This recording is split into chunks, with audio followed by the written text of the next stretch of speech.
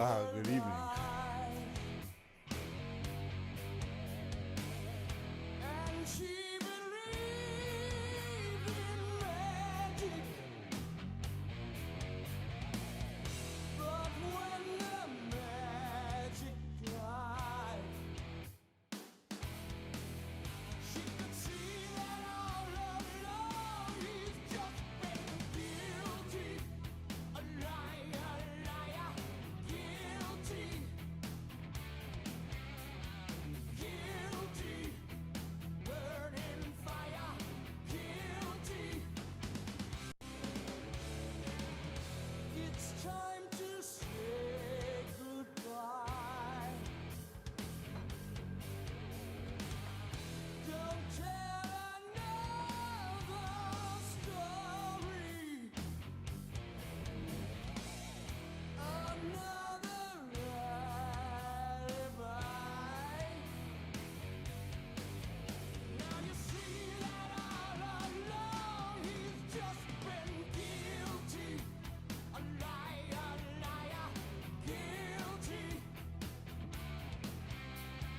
guilty. Hope you burn in fire, guilty, guilty. The great pretender, guilty. You're guilty. Just surrender 'cause you're guilty.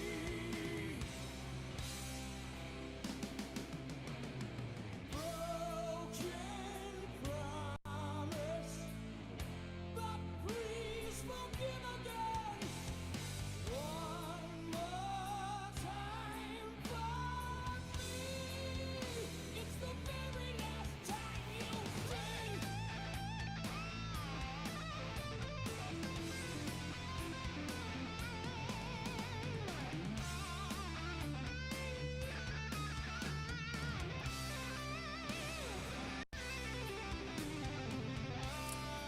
Oh, I don't like that. I don't like that. Guilty, liar, liar, you burn in fire. Guilty, liar, liar, guilty, guilty. The great pretender, guilty, guilty. Just surrender, you're guilty, guilty, guilty, guilty. A liar, liar, guilty. You're burning fire. Oh, guilty. You're burning fire. Surrender, guilty, so guilty.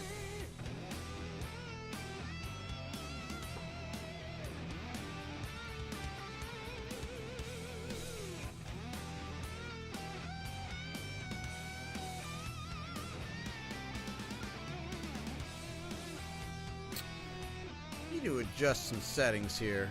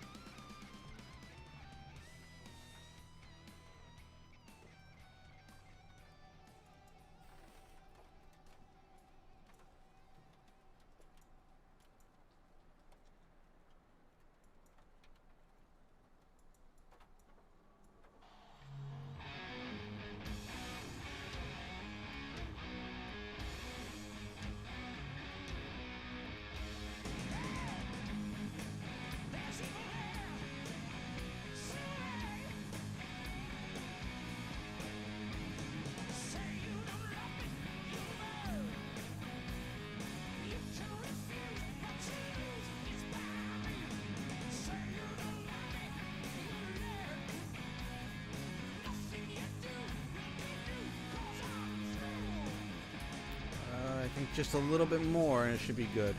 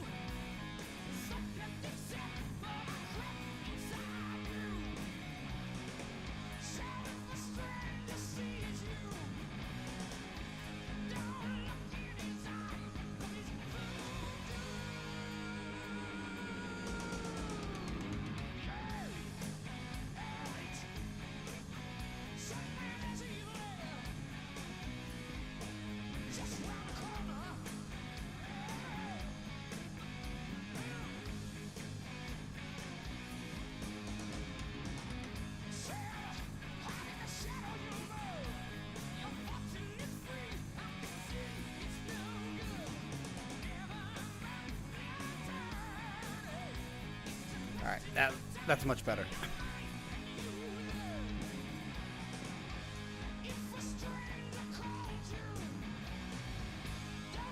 Whisper his name, 'cause it's baby.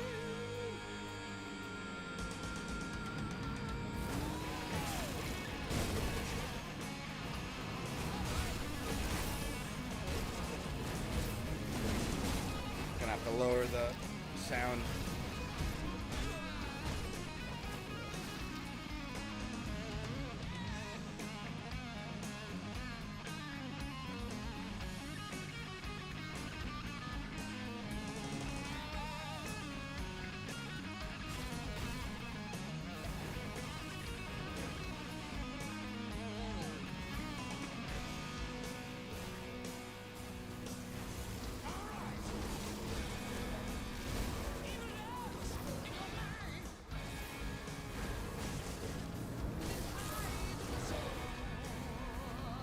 I'll lower it a little bit more. A little bit more.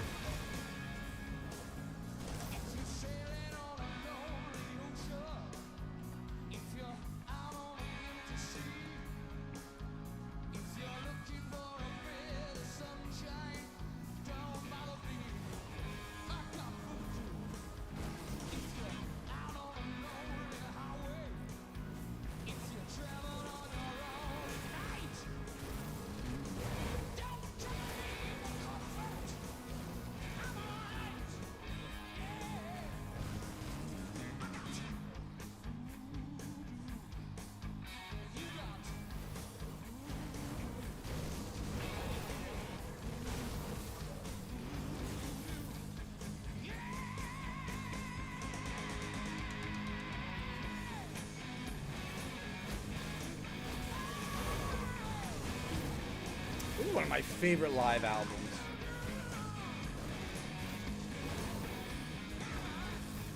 You know, and I've listened to a lot of live albums, and I just don't like most of them.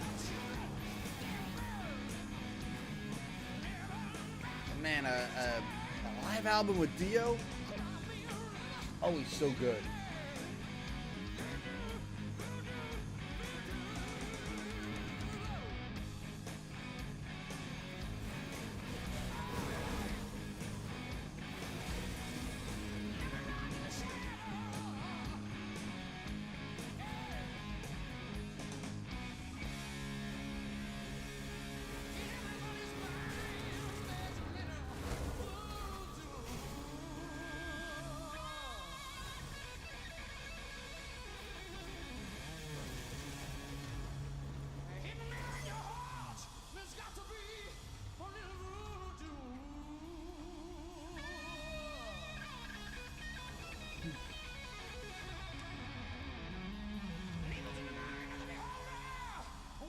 I haven't really been in a mood to stream lately, you know? There's no point, nobody comes in.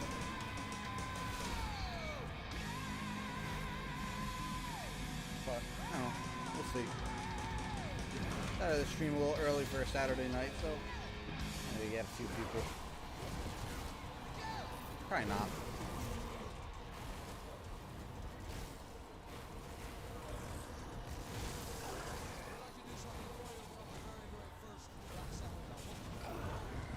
Why is this sound effect so loud?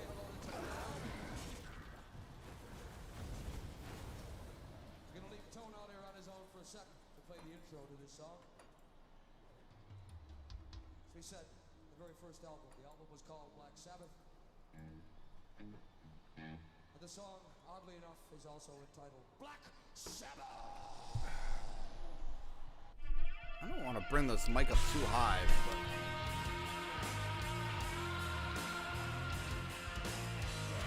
No. You can't go wrong with more Sabbath.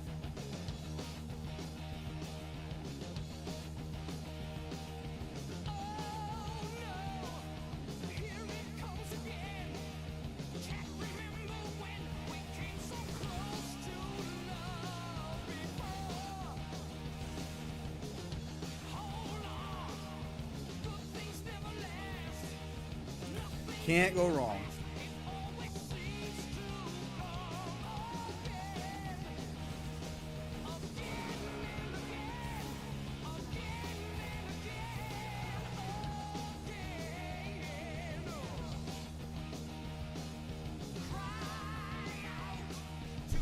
Still don't like where this is.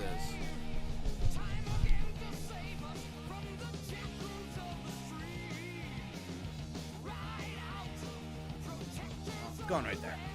My beer's going there. I think.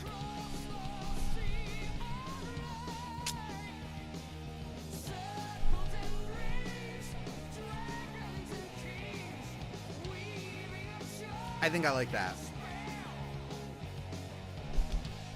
A little lower. Yeah. Okay. Now the next time I stream, I'm not going to remember where I put the mic.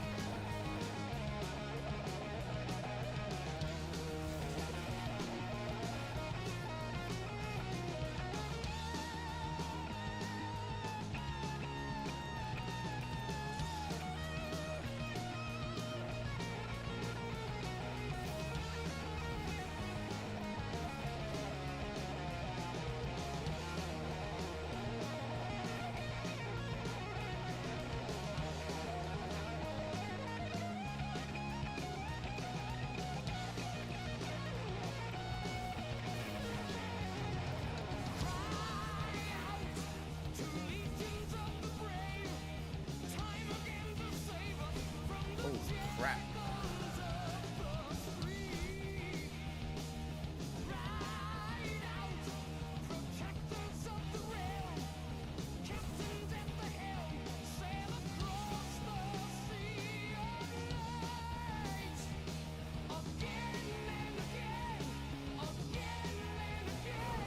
Man, this guy's hit hard.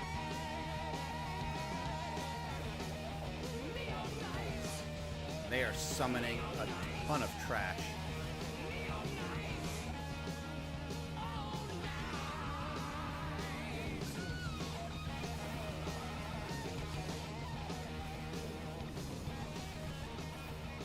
Alright, I need to get one or two of these heroes out of here. This is getting out of hand now.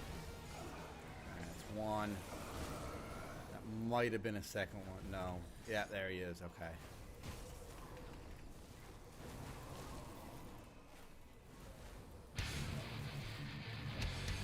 Yeah. Woo!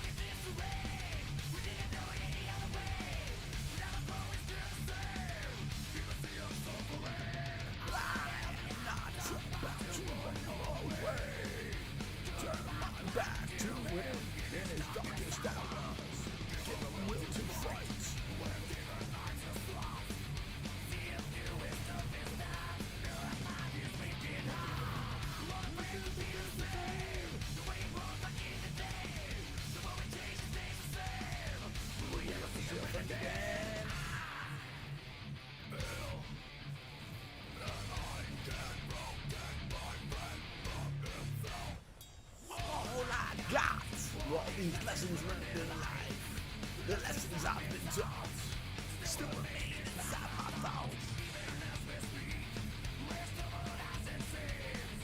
Always be a friend of mine, the way it was and always will be.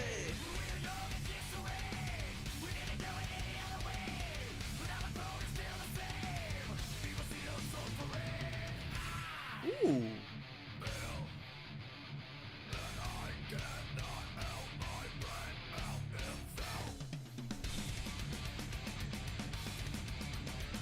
This will be really nice on my Oathkeeper.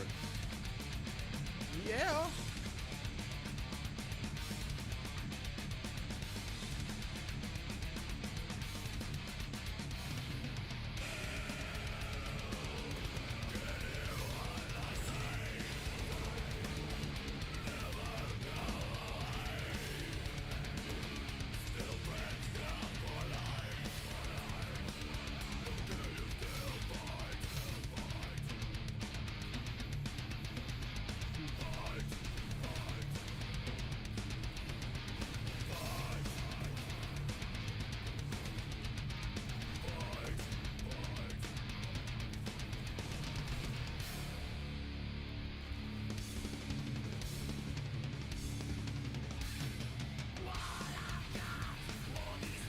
I hate these stupid little watcher enemies, man. They're so annoying.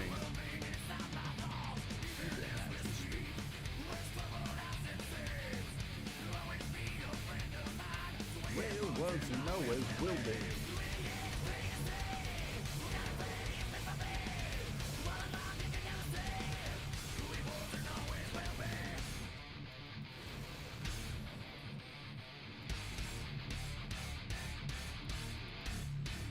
You know, this is one song I wish they would play live.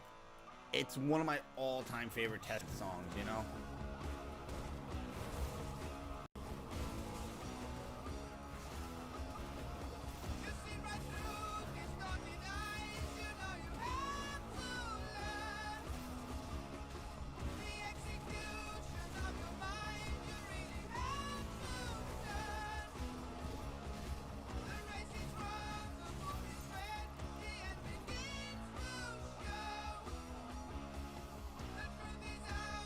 Oh my god, that's fucking...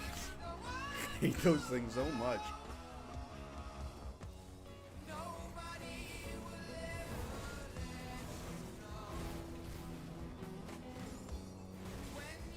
You know...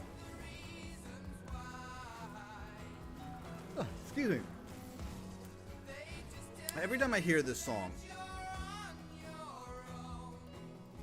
I always think, you know, they probably were digging it when they were writing it, digging it when they were rehearsing it and playing it, and when they were recording it, and they never thought far enough ahead to be like, well, you know, Ozzy's really pushing the range of his vocal limits for quite a while in this song.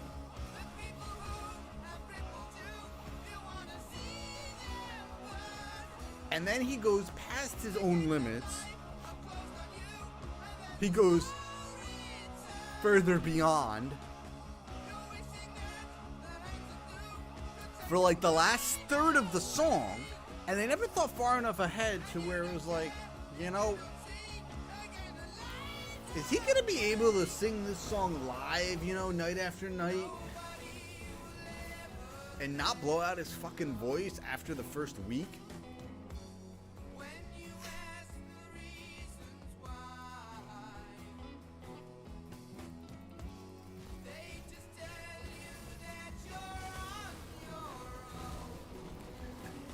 Yeah, no, they didn't think that far ahead.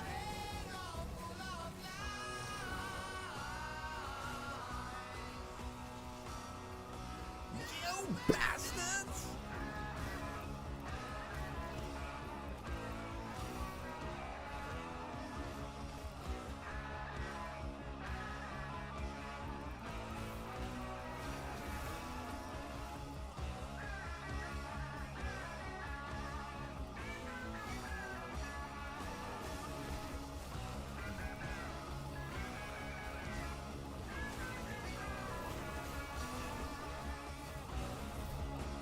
Damn! The fuck has hit me so hard?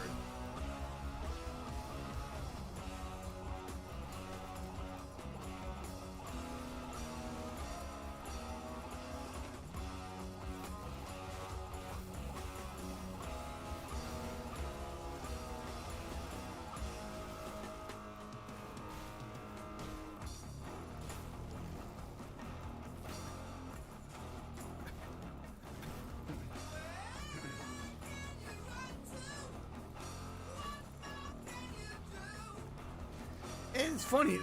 Funny too when you think about it. When you think about how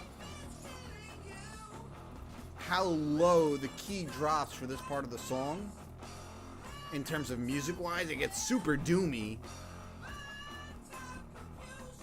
But Ozzy just goes to the peak, the absolute peak and beyond of his vocal limits.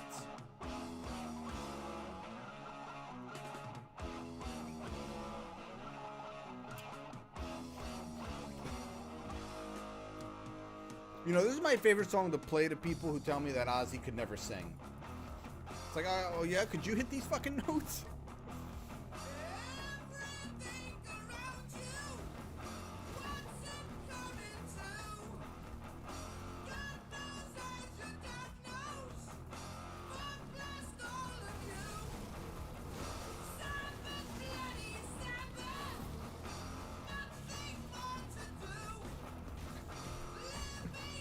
Now, I always thought they could have reworked this song so they could continue playing it live during shows. You know, it wasn't... The song didn't last long on, you know, on their, like, itinerary rotation for concerts. Because, just like I was saying before, it's not a song Ozzy could sing every night.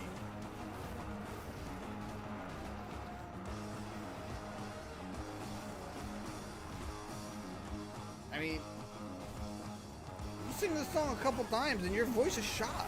Absolutely shot.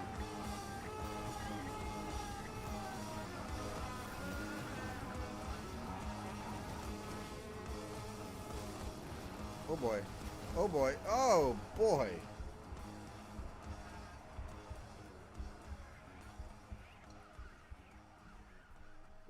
Well, that happened.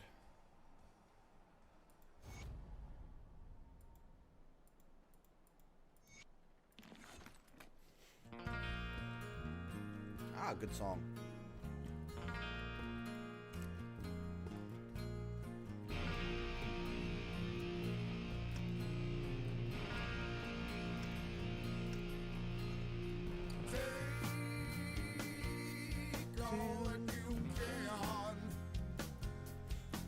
Take it all.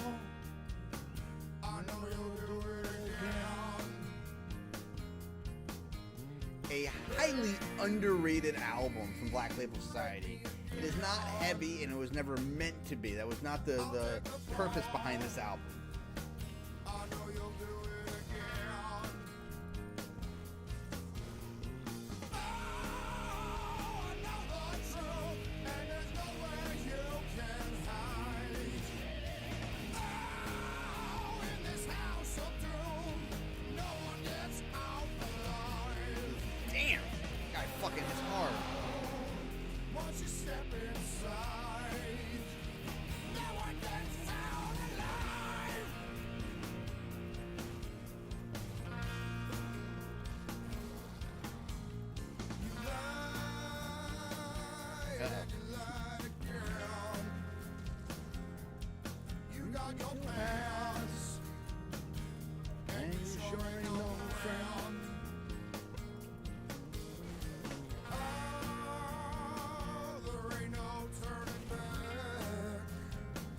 They say you reap what you sow. And I know that ain't a fact.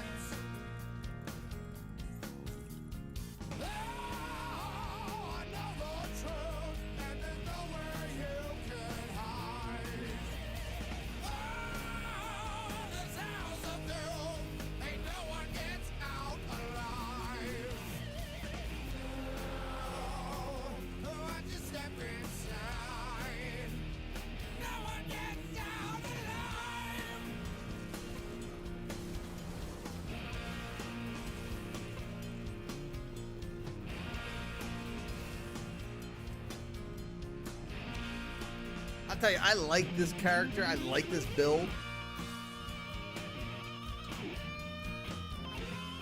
I can wipe out mobs of trash like it's nothing. But most hero and boss characters, man, just ain't happening.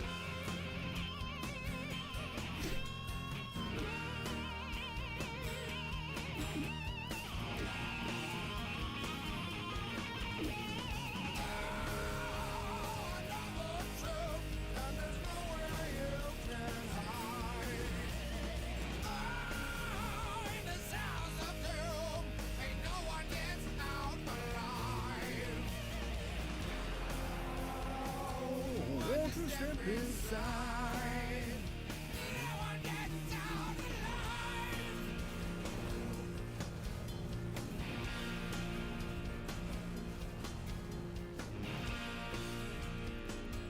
And I gotta say, this character does have a high survival rate because half of the damage he does gets converted back into health. So, like, yeah. And he's technically a mid-range character, even though it doesn't look like it. I can still do the bulk of my damage from midway, which is nice.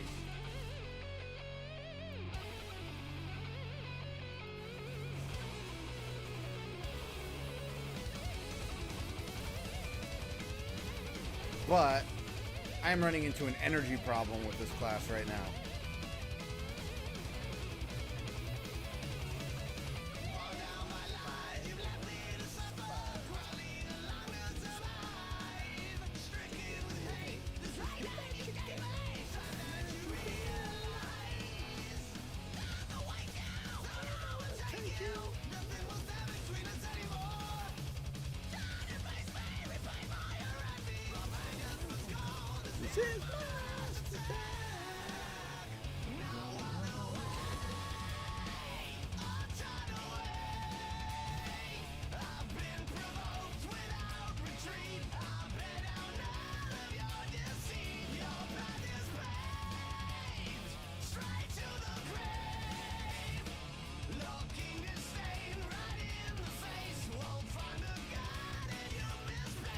No other way.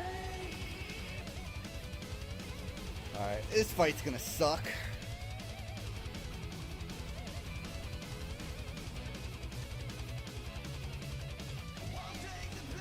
Well, windows will fly, in case you can't escape. Take everything and treat it with poison. We use and spit out no gray.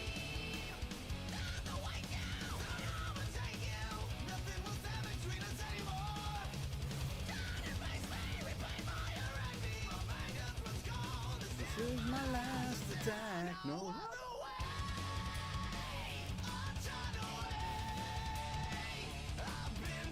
Always hate this fight. It's annoying. And it's 2 phases.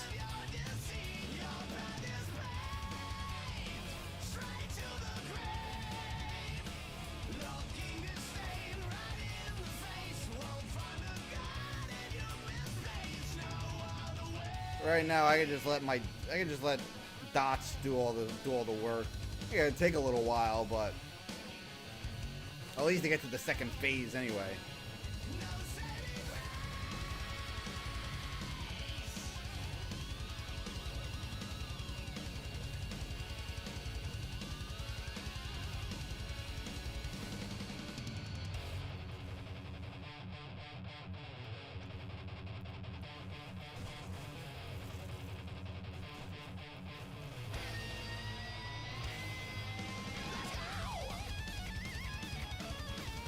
Try to boost up the vitality damage a little bit with a Siphon Souls on them.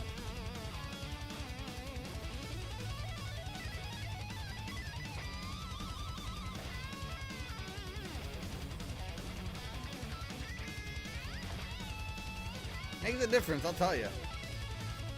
And I don't even really have anything into Siphon Souls yet. Right now, my main damage is coming from Devouring Swarm and Ravenous Earth, and I'm just going to keep going into that before I go back into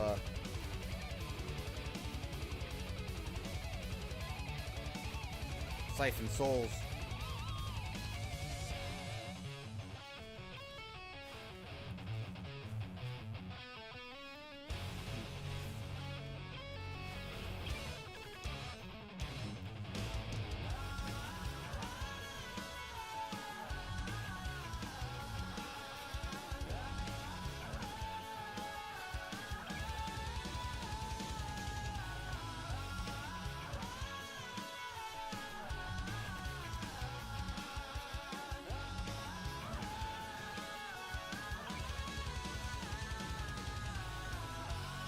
Alright, now on to phase 2.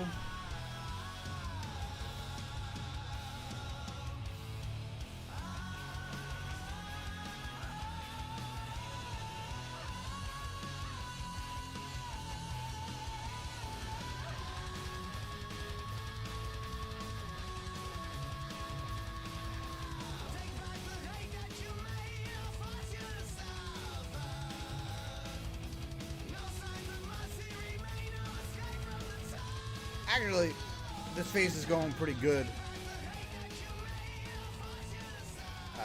She's taking more damage than I thought she would. Ow. Bitch. Oh.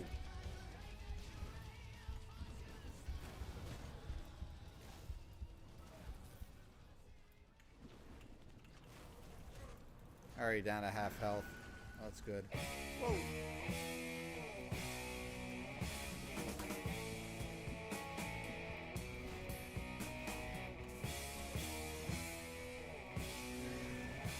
Nah, I don't feel like listening to Snowblind. It's called The Formation.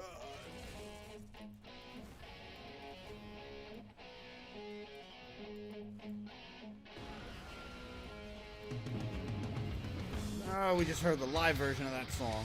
Alright, there we go. Now this is one of my favorite songs.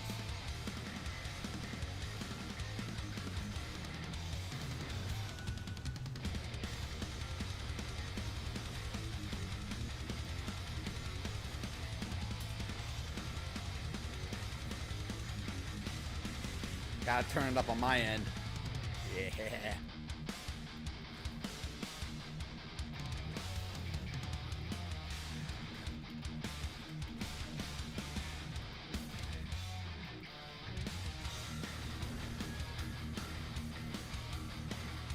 Finally.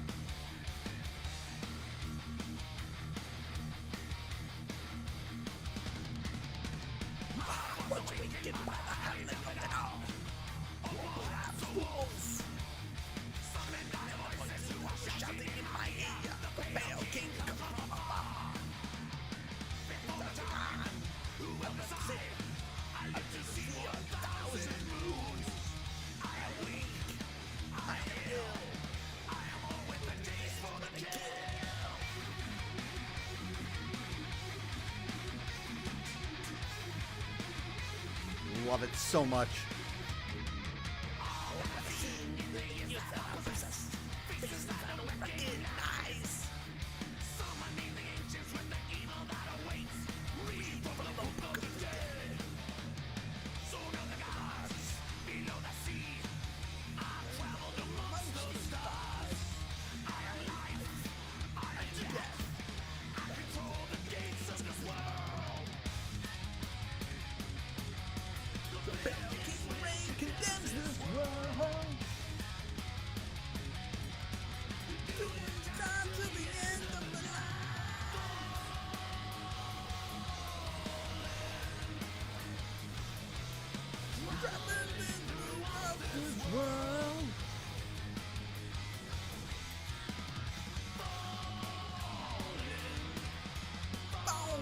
From the skies.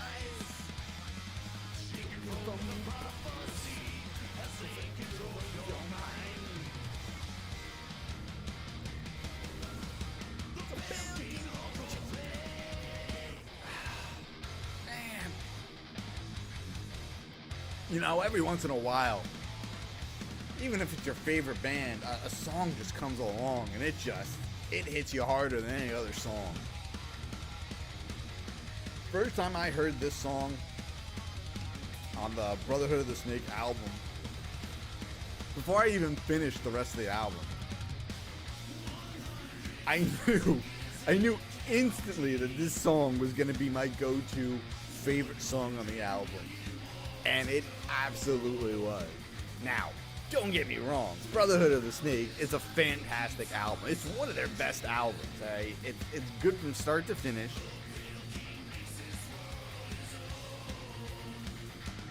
And there are a lot of really solid tracks on that album, but none more solid than this one.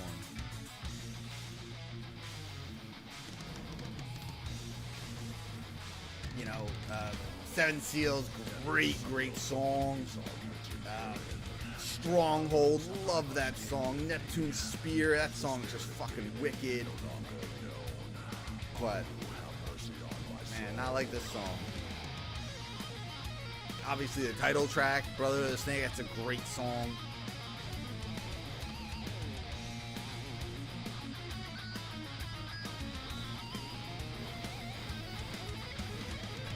I guess like the only two songs I could really, you know, that I don't care for that much, even though, and they're still good songs.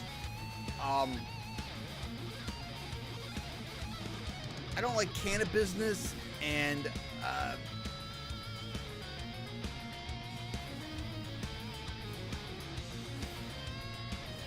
the other name of the other song was Blackjack.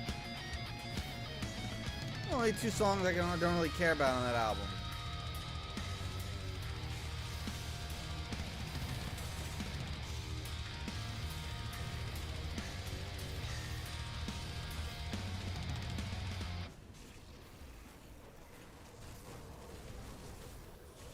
Oh, crap.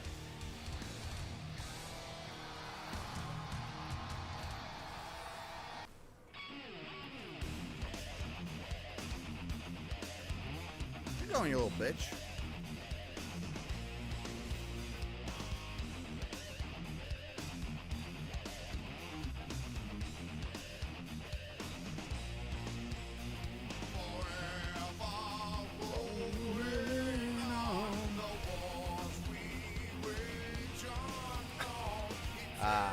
Back when Black Label Society had some fucking balls to them.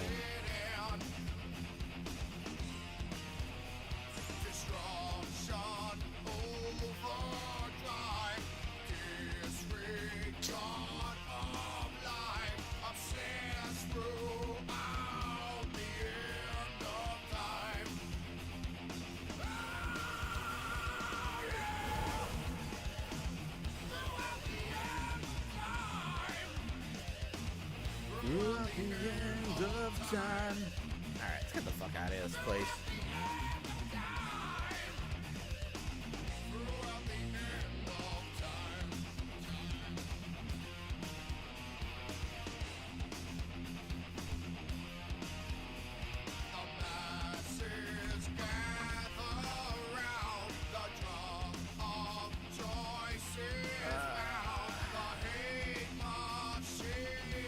Crap.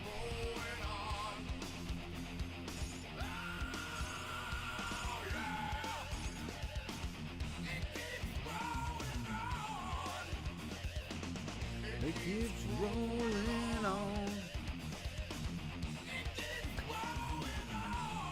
You know, it's like this Black Label Society today. It's still, they're not a bad band. They just really lost their balls. Alright, no other quest I can get.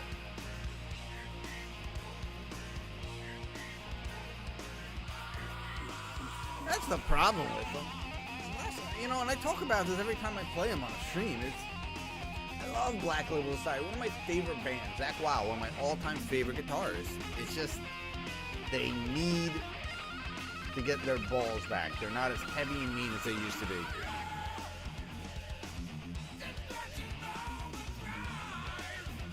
Hey, Rari. What's up, brother? Well, I mean, it's a dungeon crawler, right? It's an ARPG. At what point does any ARPG not feel grindy? Obviously, you go back to the original Diablo 2. Diablo 3's dog shit. I don't even talk about that game. I was a huge Diablo 2 fan. Played it forever. But even if you go into the more recent ARPGs, which I played a lot of, Titan's Quest, loved Titan's Quest. The Torchlight series, loved Torchlight 1, absolutely adored Torchlight 2, and I might possibly get into Torchlight 3. Don't know. I played this game with my good real life friend, and he doesn't like the Torchlight games. He's not big on the graphics and the animation in it. So I don't know. He loves this game with me. The Adventures of Van Helsing, another grindy game. It's an action RPG. They're all grindy at the end of the day. What's awesome about this game is they fixed a lot of mistakes that Diablo made. Being able to easily respect your characters, the combinations of characters you can make and classes you can make, unbelievable. you could take any two classes and make it into a viable character.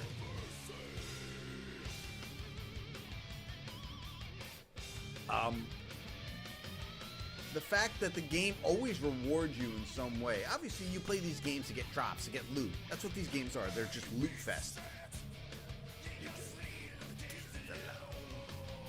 And once you get through the original game content, you finish the main boss of the original content, you get your first legendary item, and then at that point moving forward, you can start getting legendary drops, which does happen.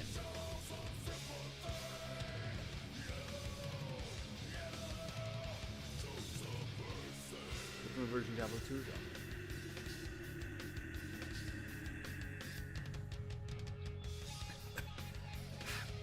Diablo 3 had so many problems. The game looked beautiful, but character development was boring. Everybody had the same character, and the only thing that might have been slightly different would have been obviously their gear, but there was no customization. This game, what I love about this game is obviously you have your attributes.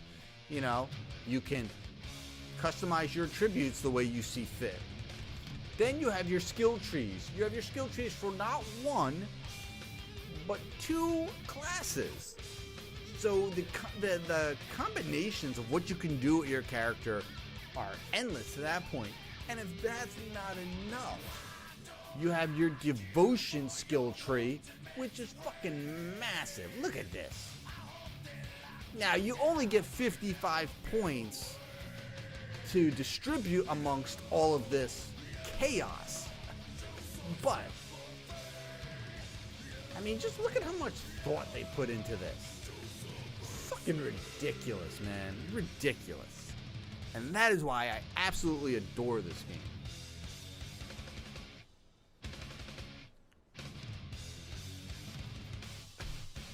Oh, it absolutely is. Absolutely is, without a fucking doubt. This game is... Now, the game has some issues. It's a couple quirky issues with, like, pathfinding. And it's a resource... It's resource stupid. You have to get a third-party application that helps apply the proper... It helps distribute the game's load on your CPU cores properly. They could never get that right within the game itself, so you have to get a third-party app that runs in the background that does it. But once you do it, and you make a couple any changes to the game's data file, the game runs beautiful.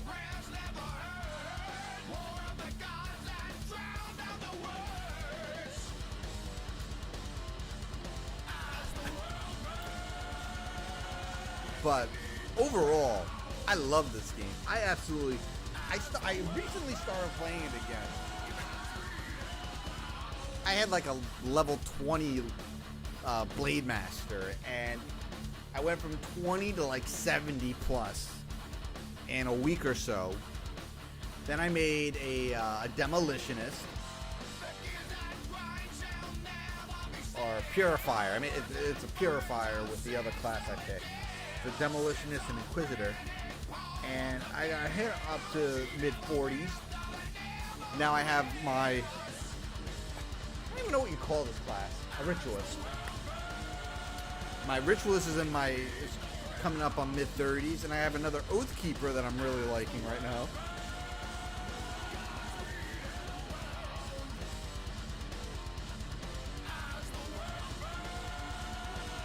And I might make one more class. So I kind of hit like all of the areas. Close range melee with my Nightblade class. Long range with my Demolitionist. This is a mid-range vitality draining class, and then my Oathkeeper is going to be obviously close quarter. He's technically a tank. I do need to make like a straight mage class though.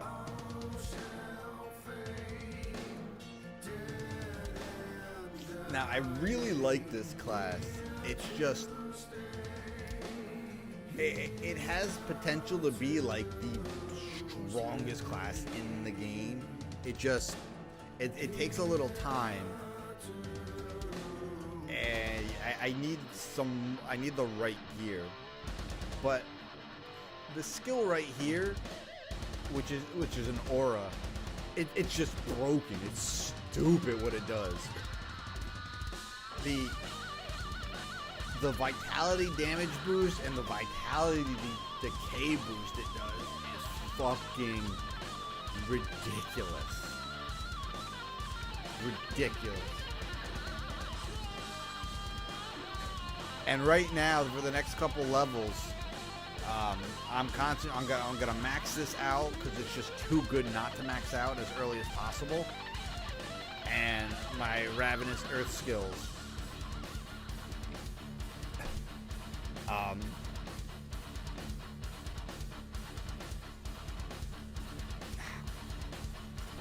I gotta finish Siphon of Souls though.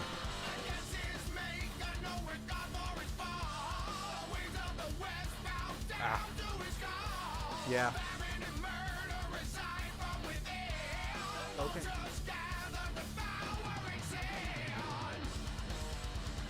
Alright, I will be right back.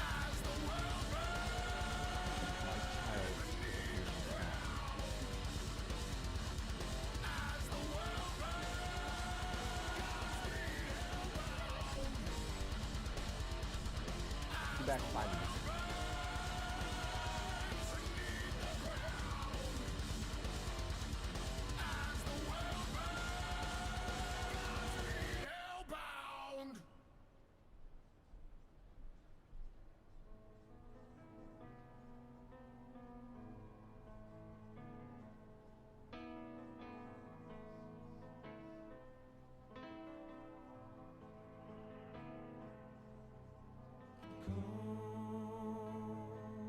Take my hand,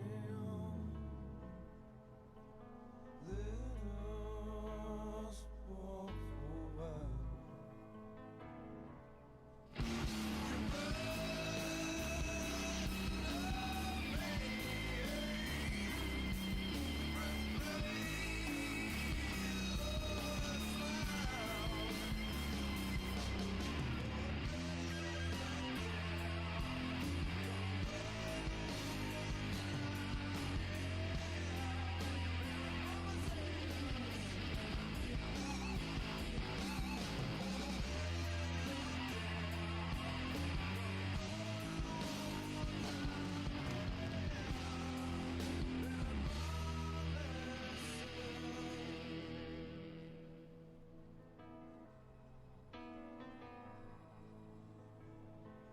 So-called friends running loose,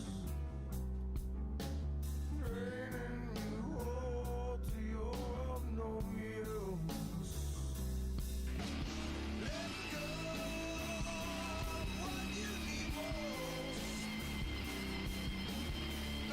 Early wish, early dream, early ghost.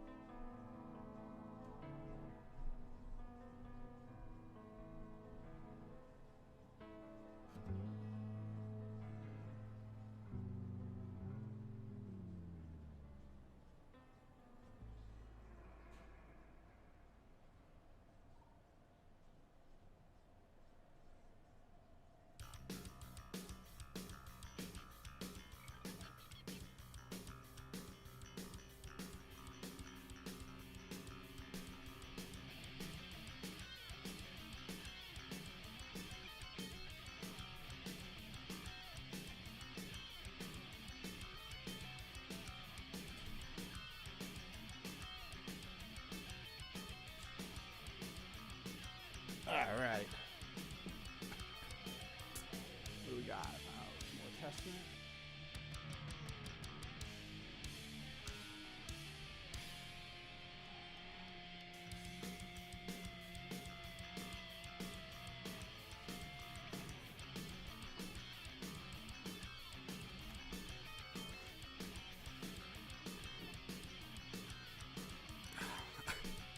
I've been drinking so much of this stuff. This is a Glenlivet 14. Ah, it is such a great everyday scotch.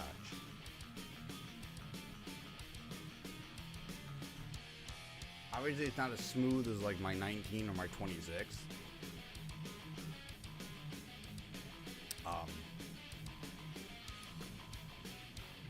And it's obviously not as burny as like a typical 12, which every once in a while you want.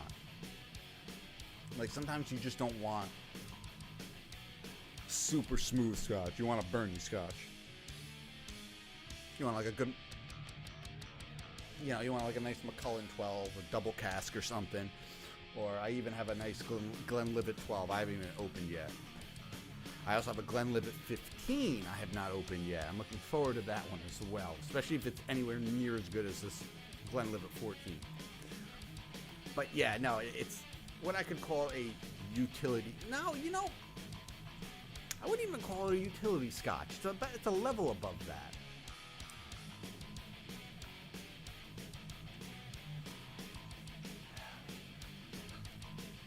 Love scotch, man. Love it. It's such a... It's an acquired taste, but it's so unique, you know? It's... like... when you think about the time, the effort, the craft, and the skill, not to mention the amount, it's just like just the straight up time it takes to make this. Makes you appreciate it, you know?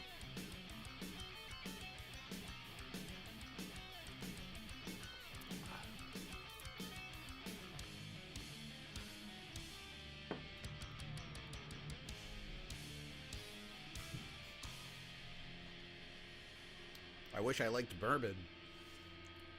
I just don't.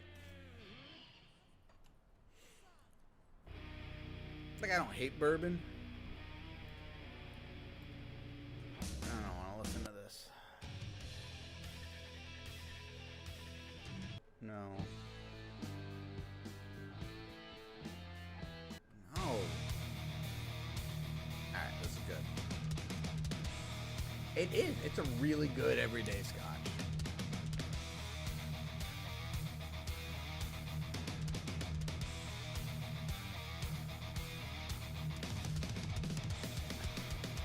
To where I only got this like 2.5 weeks ago, and I'm nearly done with it.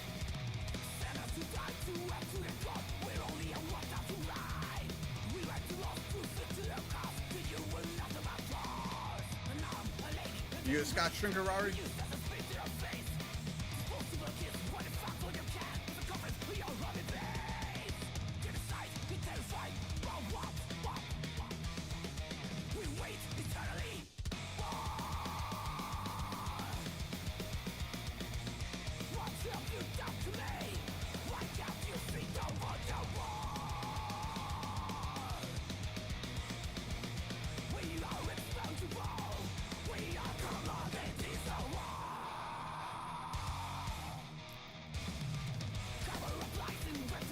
You know, to me, it's...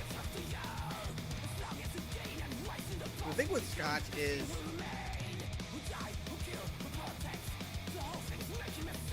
Alright. Whiskey as in... I mean, scotch is a whiskey. Like, I'm guessing you're more of a bourbon guy.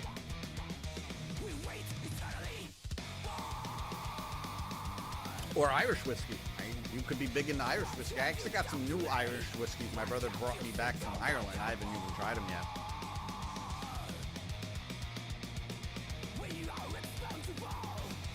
It's, you know, what draws people away from scotch is usually most people's first introduction to Scotch is typically like Johnny Walker Red or Johnny Walker Black, and it's like you can't do that. You can't. That's how you get ruined on a good drink. That's like trying beer for the first time and it ends up being like Heineken or something just awful, you know? Or Budweiser, just some dog shit. Scotch. Beer, rather. You can't do that, you know? You gotta start off with a good beer. Honestly, like, for beer drinkers, you're gonna, or for anyone who's never had a beer before and you want to try a beer, I say the best first beer, if you can't find a Yuengling, which would make sense. I mean, Yuengling's an East Coast beer. You're not gonna find it everywhere across the states. Is Coors Banquet beer in a can. Coors Banquet beer is a fantastic beer, especially a great beginner's beer. It's a good full body Pilsner. It tastes great, pours great, looks great. It's perfect. It's one of the best beers. And nobody talks about it because whenever you say Coors, people don't even realize that there's a beer that isn't Coors Light.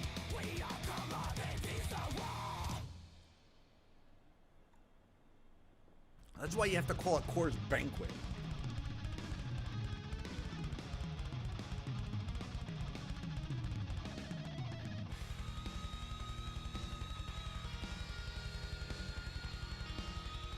What is banquet beer? No way. No. Now, granted, the bottled version of Banquet it tastes weird, really, really weird. That's why I say go for the can for Coors Banquet.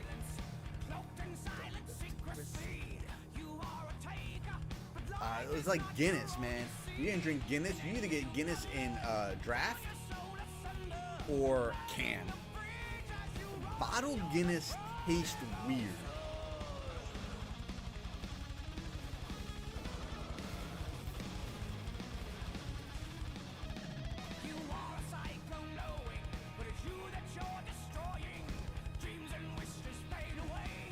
Hero.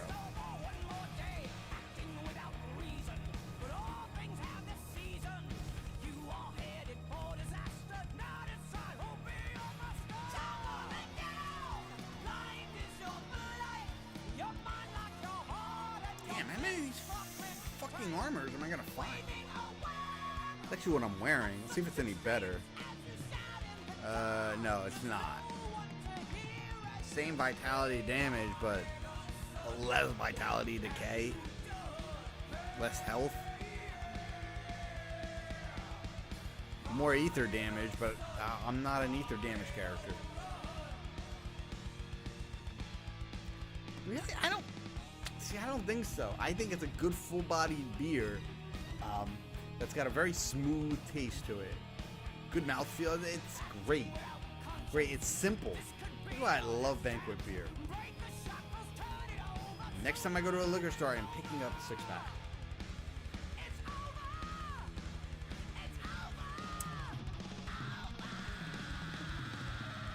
I actually have not had it in a long time, and now that I'm talking about it, now I want it.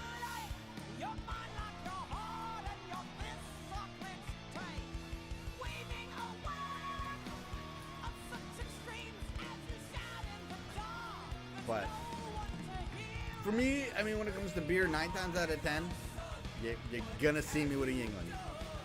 I always have Yuengling in this house. 9 times out of 10. This is my beer. It's my all day, every day go-to utility beer, fancy beer, anything beer. This is the beer I drink.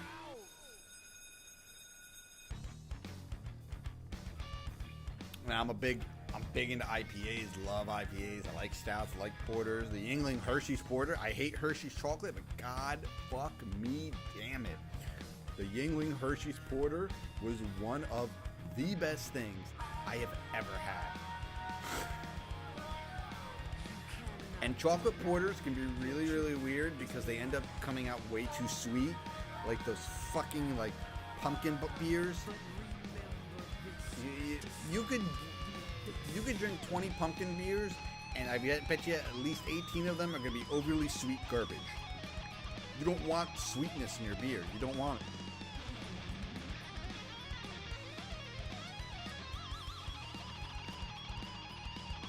This particular area of the game is it's pretty vast. The rotting croplands, and then there's the gruesome harvest, and the infested farms, and the fallow fields. They all kind of like blend into each other.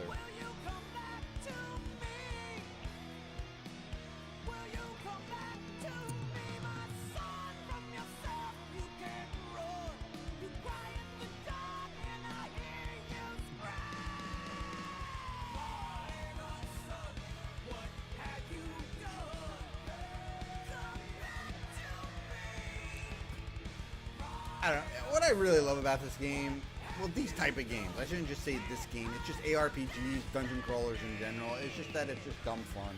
I just sit here and just click, click, click away.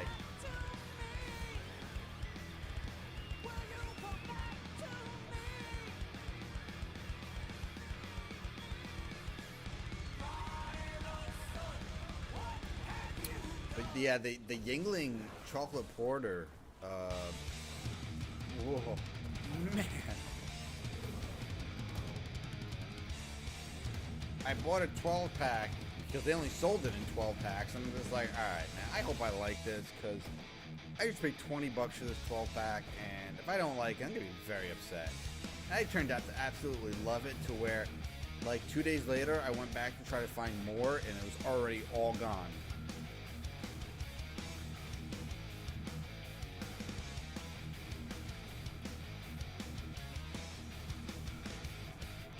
Now, I love the Sam Smith Chocolate Stout.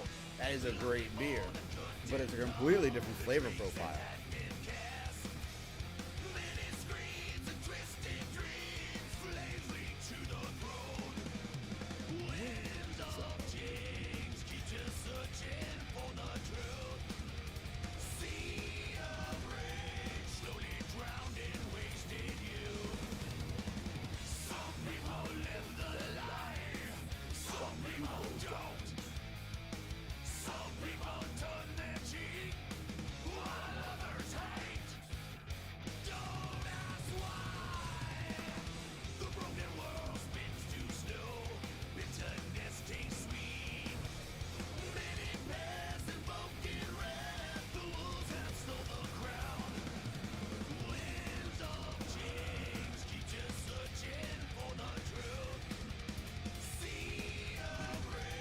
I mean, if I could find like Lowenbrau anymore, like the real Lowenbrau from Munich,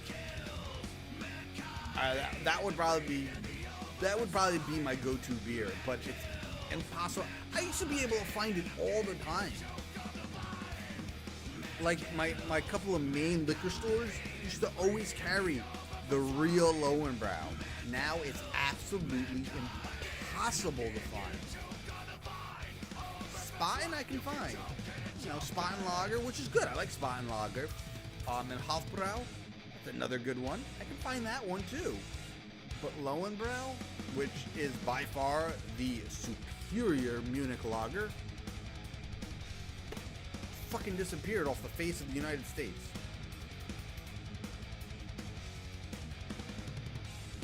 Maybe that's where I should move to. Pick up the family and go to fucking Germany. No, Germany, I don't think they're much better than our current state of affairs here.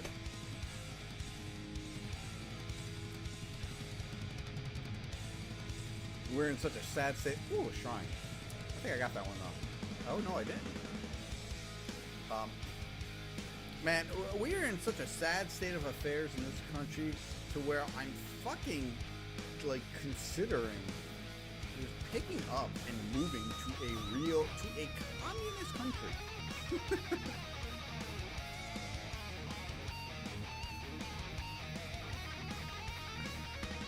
Like, That's how bad we are right now.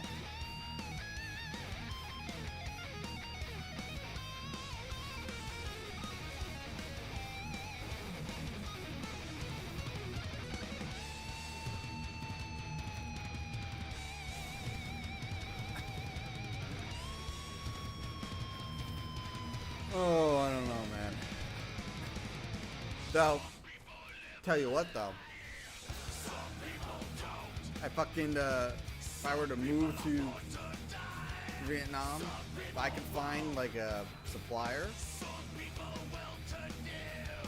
if I could find a supplier, I bet you I could make a killing, an absolute killing, opening, like, a proper pizzeria there, man. I was in Hanoi for 2 weeks. There's no Italian food, obviously.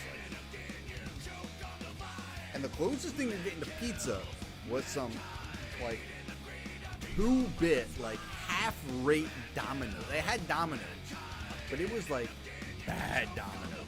Domino's is bad as it is. Even though I do like a really good pan pizza, I think pan pizzas are, like, a really... I don't know. It's fluffy. I like it. But... And they don't have cheese. That's another thing. That's my biggest issue with Vietnam, is I would be dependent on trying to figure out how the fuck I'm gonna get cheese. They don't have cheese. They have, like, Kraft Singles, fucking processed shit. No, I need a fucking wedge of provolone, you know? I need some fucking burrata, some bufala, mozzarella, or something. I need cheese. You know, some Gruyere, a good Gruyere, man. Oh, so good. Or an Asiago.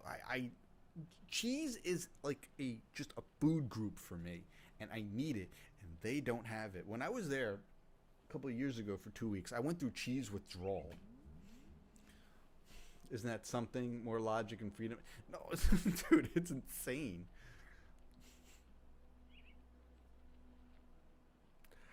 I don't think I could handle an Islamic country. But I get your point. My brother went to Morocco. I think he liked it. I don't know if I could live in Morocco, but I could hang there for a while. I like Moroccan food, man. They serve a lot of their food in that, what is it called? A tagine? Right? Is that what it's called? A tagine. Like that clay pot with, like, the spout thingy. I like that.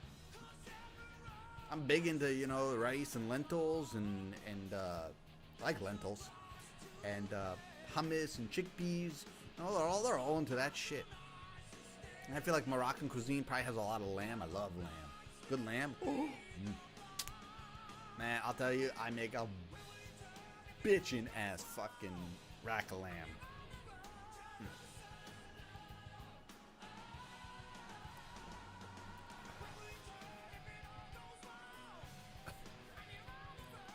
It doesn't even have to be like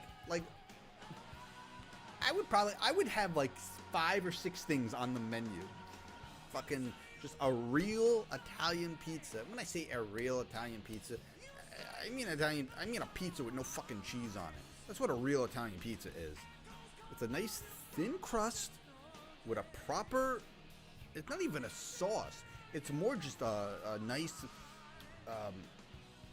seasoned, like, tomato puree, and some toppings, mushrooms, or, you know, a good like Kalamata olive, or some de Parma. You know, that's a real pizza. A real Italian pizza doesn't have fucking mozzarella all over it. You know, I do that. Maybe some really nice garlic knots and like 2 or 3 other things, and that's it. Fucking, are you kidding me? I would make an absolute fucking killing.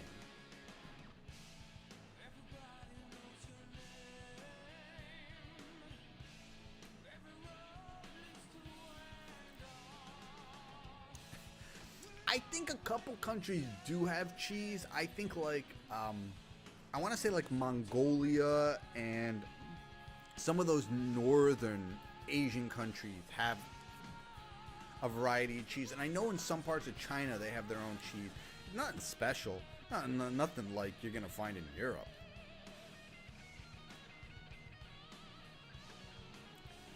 Man, you couldn't pay me to go to fucking Libya.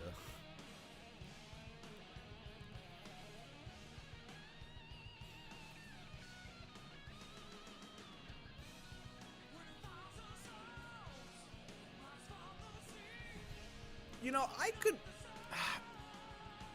Obviously, my family is Italian. My grandfather came from Sicilia, and, you know, I grew up Italian, and I love my culture, and all that good fun stuff. But I don't think I could ever see myself living in Italy.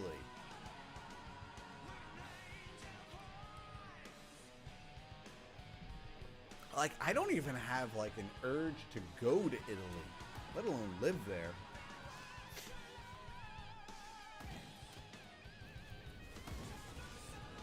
I would love to go to Sicilia. There's a town in Sicily that I really want to go to. I don't know the name of it off the top of my head, but every year they have a festival dedicated to the artichoke, and it's crazy. Like everything they make is obviously has some type of artichoke is in it, and they even make artichoke ice cream. And I love artichoke, and I am all about that. Oh, this was not a good idea.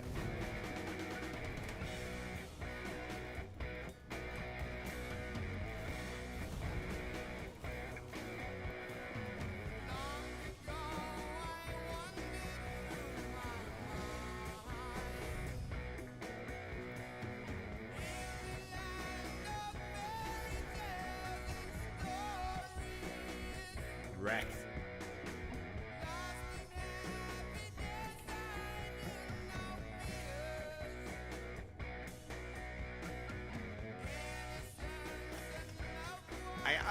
I'm just gonna fucking finish this score. It's too good.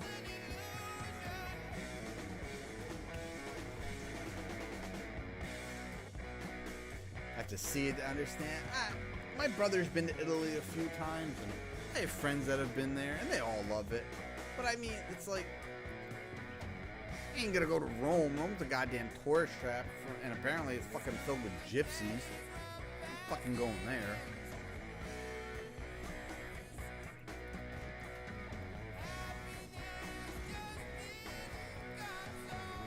Jesus Christ.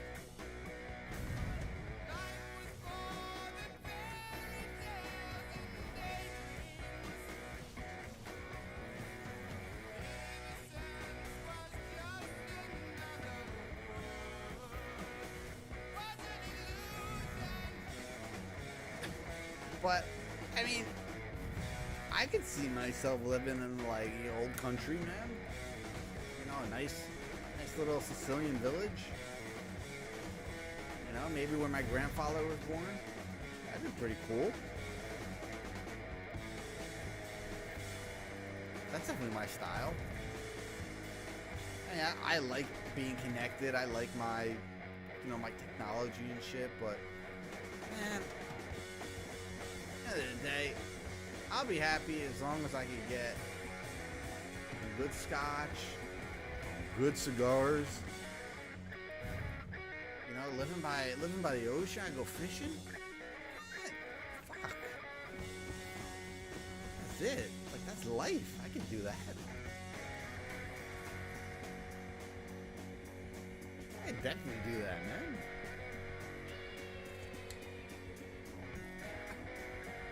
And there's a couple towns in Italy right now that are like you could buy a house for $1,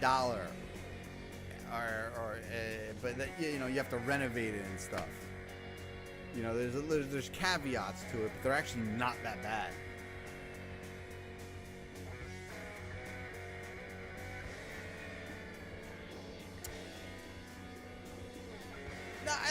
like the cold, so being up north, you know, closer to the Alps and stuff would be cool, but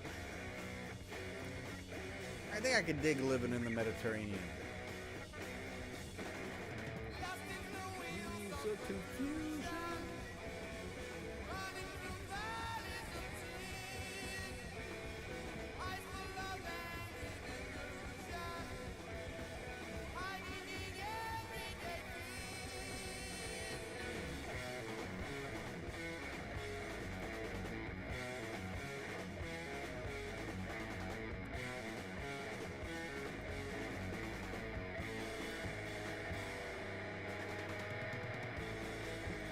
My grandmother was from Nabladan.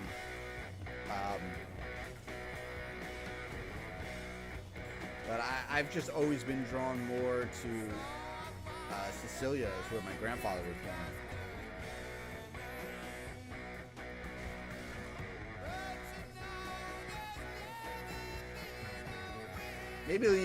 Maybe even like Sardinia.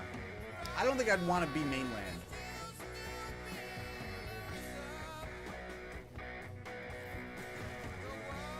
I think if I was going to move out to like somewhere like a rural, it would definitely be like really rural. You know, Sicily, Sardinia, or maybe Corsica.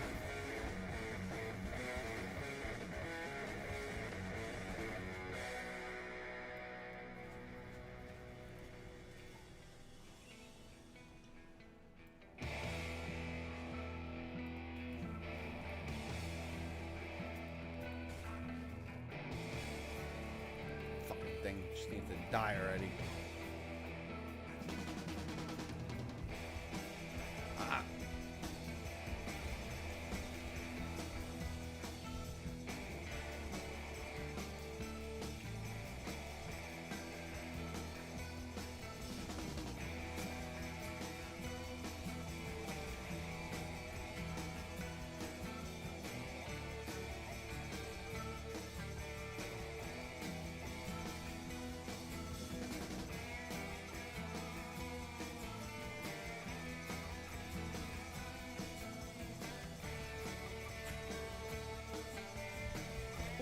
Ooh.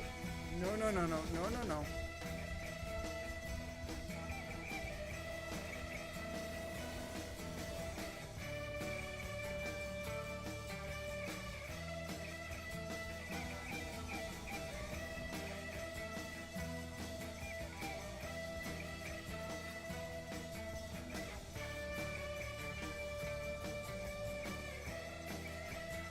Right now, this character cannot handle bosses and fucking heroes. Mobs, I can take no problem, but everything else, I'm hurting.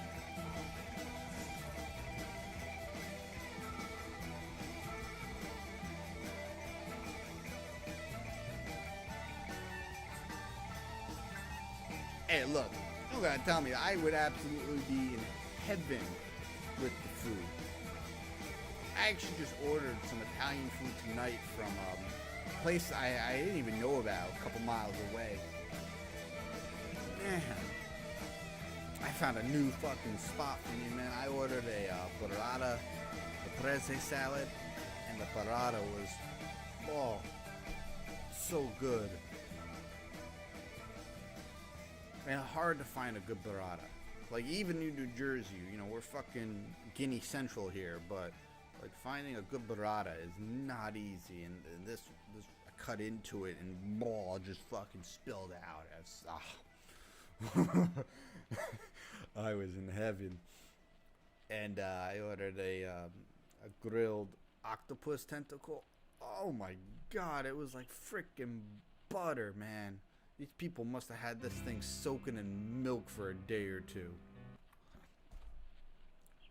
And I ordered it was a salty pizza, but it was really good. It had anchovy and caper and Kalamata olives on it. And, nice thin crust. Perfect. Ari. Hi. haven't talked to you in forever. But we've kind of just taken a break from movie nights. I love this song.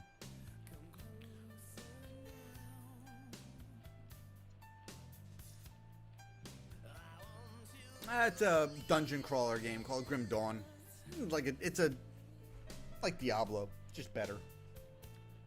It's just background, something to look at, or while I'm yapping and drinking and listening to music. Hi Trina, hope you guys are good. Hope her family's doing good.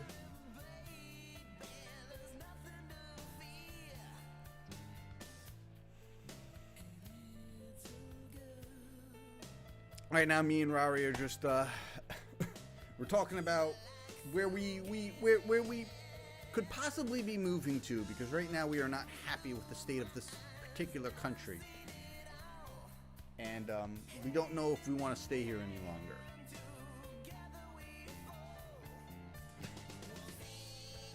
Rari's looking at possibly Middle East, Morocco, Dubai. I'm looking at going to Vietnam.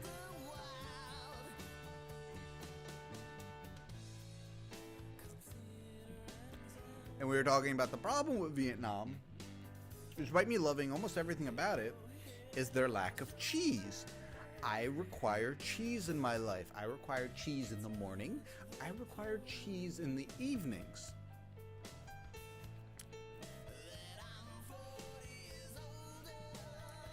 And Vietnam has a severe lack of cheese. This will not fly.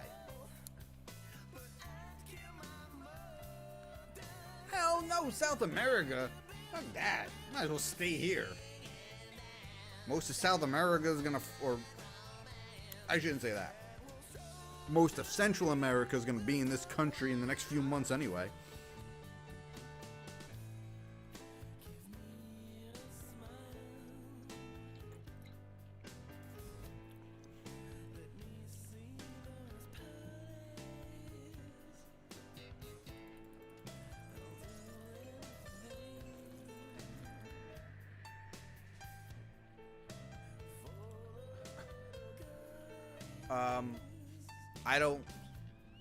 I am the current state of this country and what it has become in the last few weeks and what it is going to become in the weeks, months, and God, hopefully not, but years to come is bad. It is really bad. It is really bad for blue-collared, hard-working Americans, middle-class families looking to make ends meet. What is happening is just, it's dangerous. And at the end of the day, without getting too much into it, because I try to keep my streams, politics free for the most part, is at the end of it, what happened is that so many people hated what we had. Trump. But they didn't realize that they just hated his image. And because of that,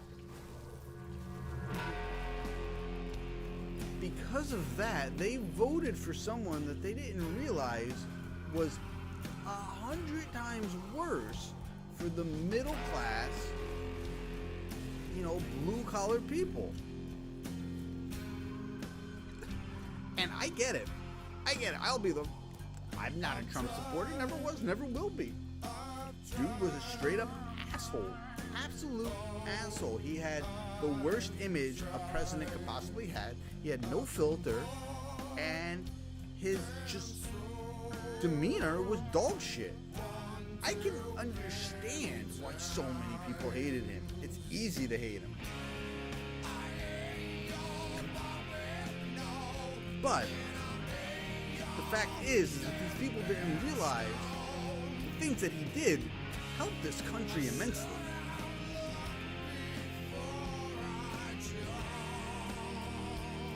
Yeah, but you know how much fucking money it would cost me to import cheese if I opened up a restaurant in Vietnam?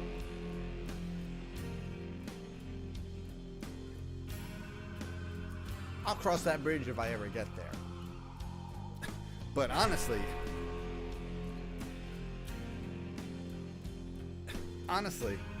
we could sell this house right now, make a fucking killing, go to Vietnam. I don't even need a restaurant front.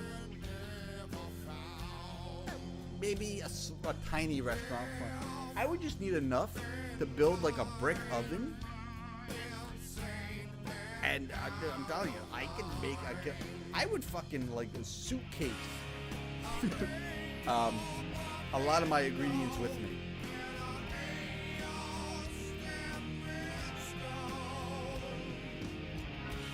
I would learn to make my own cheese, to be honest. But they don't have like cows there. They have like water buffalo. Tasty though.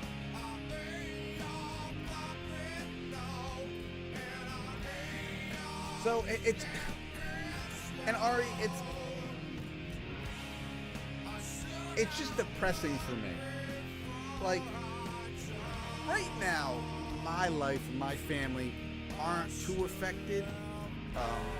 Tao is going through a lot of immigration problems, but that's just with the UCSI, the immigration services. They fucked up her case bad, and it's nothing that she did. Is they fucked up, and it's hurting us right now. But in terms of COVID and all the bullshit Biden is pulling right now, it's not affecting us yet. But it could possibly, because the bullshit he's pulling is affecting financial institutions, which is what I work for. So I could possibly see a hit on my end very soon. But when I see the hit that Middle America takes, the fact that he's been in office, 5 days now, and because of his executive orders, over 70,000 Americans have lost jobs. It's heartbreaking to me. Heartbreaking. And I don't want to be a part of that. I don't. The fact that, this country has health problems, and a lot of those health problems happens to be diabetes. And insulin is a necessary thing for a lot of these people. And the fact that there was an act that was going to be, that Trump put in place, that was going to take effect in January, but it actually got pushed to March. That was going to massively lower the cost of insulin for these people, is now axed because of Biden. It's heartbreaking. I have friends that have diabetes. I have friends that take insulin, and that savings would have helped them immensely. The way these people treated the National Guardsmen in D.C., they forced 25,000, 30,000 of these National Guardsmen to come protect them from this invisible threat, that they fed lies to the Americans, and nothing happened, and then, tossed them out to sleep in fucking parking garages in the middle of winter in Washington, D.C., and thought that was okay. At the end of the day, I can't blame that on Biden, though he could have stopped it, but that was all fucking Nancy Pelosi, and someone needs to just smack her for me.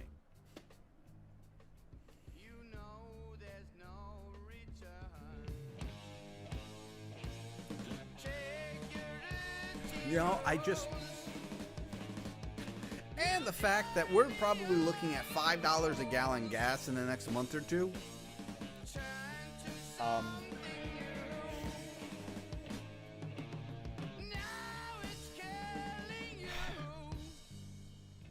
I'm just not happy here anymore. I don't like what this country has turned into.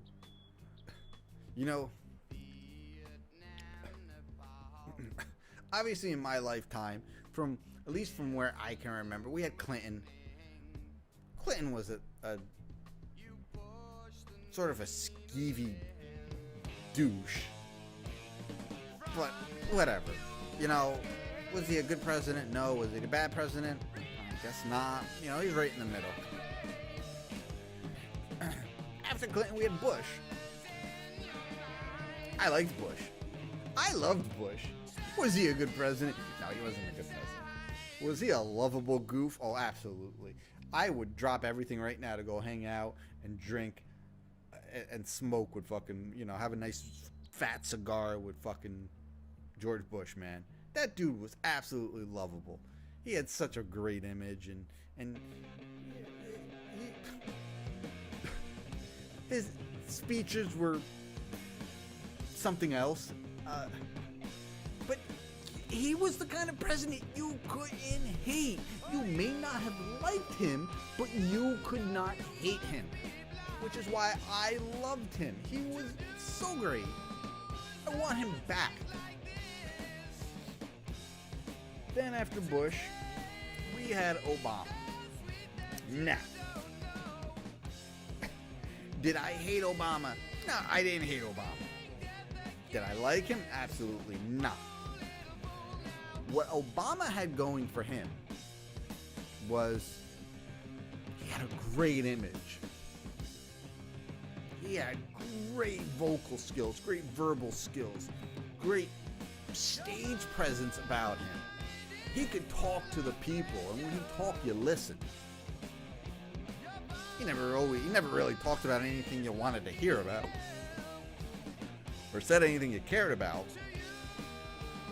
But the way he projected himself was something a lot of presidents don't have. Teddy Roosevelt had it. JFK had it.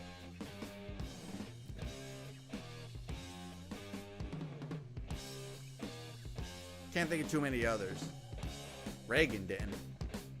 Nixon didn't. Maybe Eisenhower did.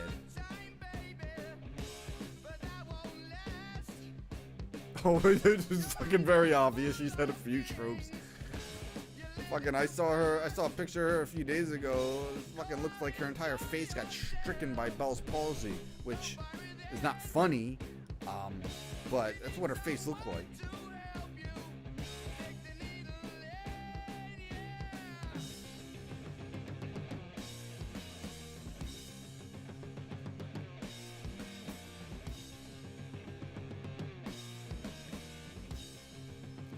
Hey, look, that's fine. You know, that's why I don't like talking politics.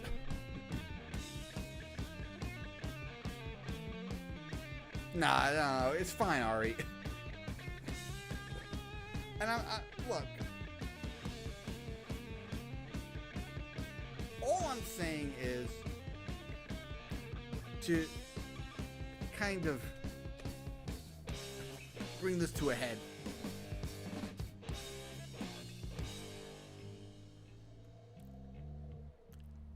Trump is not... All right.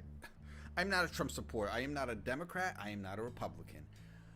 I lean more right. I lean more Republican than Democrat because... I don't know. I just like that side a bit more, but I do not affiliate myself with any particular side. Trump was a dog shit president. Not an opinion, it's fact. Trump did do a lot of good things. Good things that the media won't tell you about.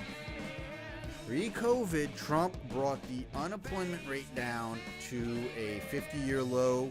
He was the only president that I have ever been alive through, and probably the only president in the last 60, 70 years who did not start any foreign conflicts.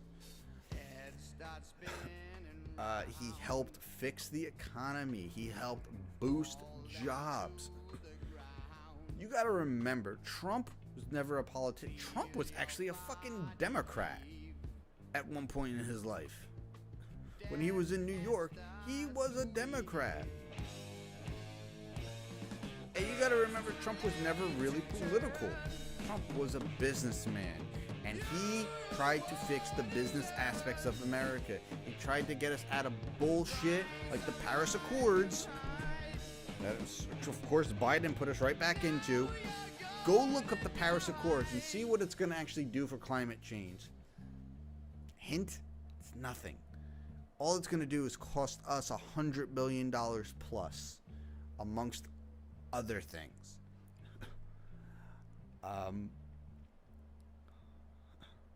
He got us out of all this bullshit with all these foreign countries, China, Russia. No, I don't want to listen to that. No, I don't want to listen to that. Yeah, that's a good one. He was trying to break us away from all this dependency on foreign countries, especially with oil.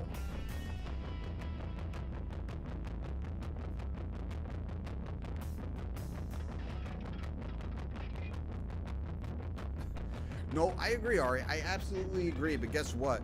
There's no such thing as unity right now, or there may not be unity anymore for a long time. Because half of the country hated an image. They hated an image. They hated what they saw, but they didn't realize the good that image actually did in the background. And now they think that this new image is the fucking Messiah just because they hated that old image so bad. And that's not the way to go about politics. So, I feel for the middle class. I'm middle class. I'm not blue collared. I don't have a blue collar job, so to say. But I'm still middle class. This is still my people. And the fact that within 5 days, over 70,000 middle class blue collar jobs have been wiped out because of executive orders from our New Deal leader, it ruffles my jimmies, all right?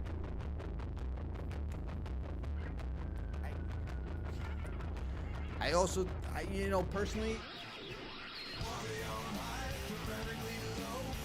I don't know if I can put all the blame on Biden, and I will tell you why. I don't think Biden is the mastermind here. I think we're living, yeah, exactly. I think we're living in, this is gonna sound really, really tinfoil hat, conspiracy theorist shit, and it's just an opinion. Okay, got no proof. But I think we're living right now in a puppet regime. I know you're young. I don't know if you know what a puppet regime is.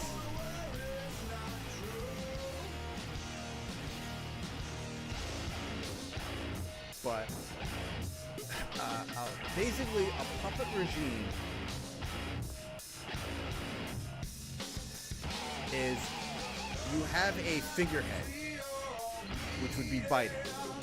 You have a figurehead who looks like he's making all the, calling all the shots, making all the rules, doing all this, doing all that.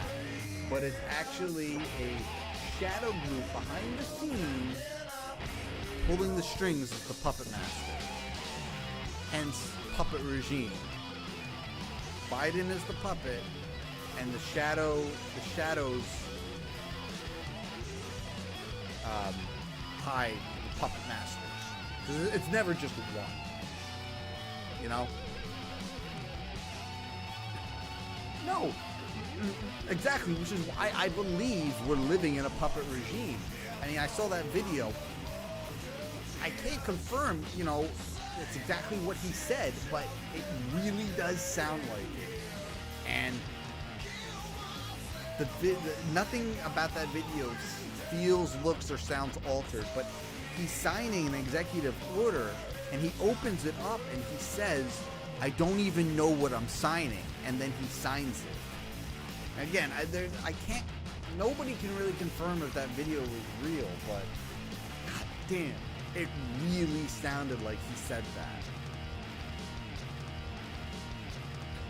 I want to go back to when Bush was president, alright? Even back when Obama was president, I fucking didn't care about politics. Yeah, they would fucking probably do something every once in a while where I'd be like, oh, the fucking asshole, why would they do that? You know? But it's neither here nor, you know, at the end of the day, I didn't care about politics. I want to go back to being blissfully ignorant about this shit.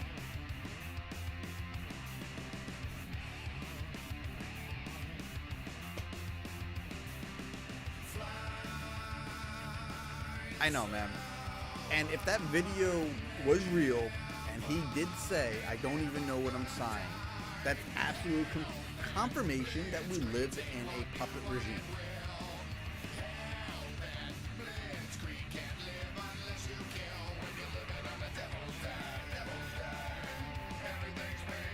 And look, I'm going to get into something else, not overly political, but something else that now is actually sort of going to affect me in my life. Obviously, I have a new child on the way. You know, my little girl. My little girl will be here before we know it. Another 2 months. And I am 100% for gay rights. You know, all that stuff. I got gay friends. They're humans too. They deserve to be as happy and or as miserable as we. I'm even for trans rights. To a degree.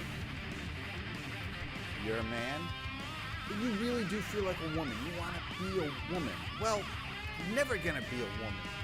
But you know what? You can live your best life as a woman. You want me to call you a woman? At the end of the day, you're gonna have to earn that right. There's a few people I actually follow on Twitter that are trans, and I respect their opinions super hard because they're not delusional trans people. And that's all I ask for. You know, they don't demand people call them she or her, you know? And they get it. They understand that they will never be a woman, but they can live a good life trying to be a woman. And that I can respect. That earns my respect to where I will refer to you as a woman. I get it. In my eyes, at that point, you are a woman. You understand. I don't want to listen to this.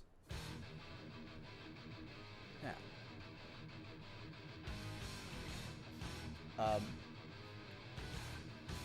But again, there are certain lines that can't be crossed in this sensitive area. And what Biden did is he effectively crossed that line and pretty much erased decades of progress that women have made. And I am the first person to back. I love a strong woman, man. I love a strong woman. My wife's one of the strongest women I've ever met. I'm attracted to strong women. Strong mentally, physically, headstrong. Fucking just they don't tolerate bullshit. I love that, right? But when you effectively say, oh, if that man decides he wants to self-ID as a woman and wants to go play women's sports, we're just gonna let that go and he can do what she can do what she wants to do. Well, now we got a problem. Because now I gotta worry about my little girl growing up in a world where maybe she wants to play soccer. You know, hopefully. I love soccer. I'm a big soccer fan. Played soccer growing up. But now I got to worry about maybe she's playing soccer against, you know, men who are going to be twice as strong and fast as she is. Maybe she wants to play softball, basketball, volleyball, any sport. Maybe she wants anything. but now she's gonna have to compete with biological men?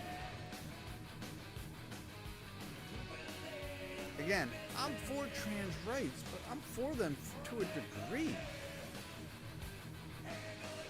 Exactly. Yeah, it is a lot of delusions, Rara. You're absolutely right. But again, as I said, I know a bunch of trans people that don't have those delusions. They want to be a woman. They know they can't be a woman. But they're taking their hormone replacement therapy. They're actually presenting as a woman, talking like a woman, acting like a woman. And those are the trans people I really believe were born in the wrong body. Because I can't tell you how many of other trans people I have seen, on the internet, Twitter, Kiwi Farms, especially Kiwi Farms, that when you look at them and you go through their history, they're sort of, they're not women, they're just fetishists. You guys don't follow Rose of Dawn on Twitter, go follow her. She is peak trans to the best level. She is amazing. She is farthest thing from delusional, and she speaks out against all that delusional trans shit. And she's probably the one person on Twitter I respect more than anybody. Rose of Dawn. She's got a YouTube channel. Obviously, her Twitter is very great. It's great.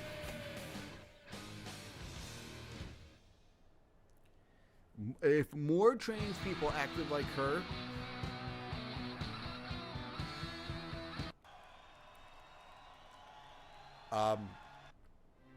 there wouldn't. God damn, can I get a good song here? If more trans people acted like Rose of Dawn, there wouldn't be an issue. But when a trans woman, demands something, I demand to play on this female team, even though I am 80 pounds heavier and 3 times as strong as all these women. Look, dude, you're not gonna get my respect.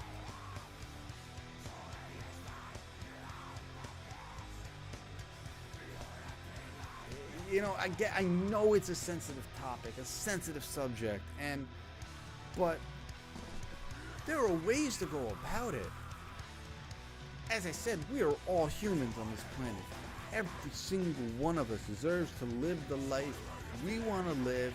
We deserve to live it without prosecution, and they all deserve to be happy and or miserable. That's why I was always for same-sex marriage. Same-sex marriage is great. You want to be as miserable as we are, us straight couples who are married? Man, I am all for that. Come join the goddamn club and let's fucking party.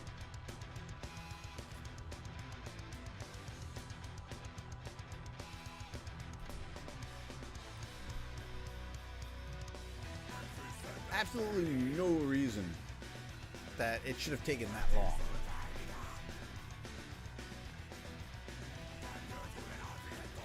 Alright, I saw a shrine earlier. Where the fuck did that go? I want that shrine.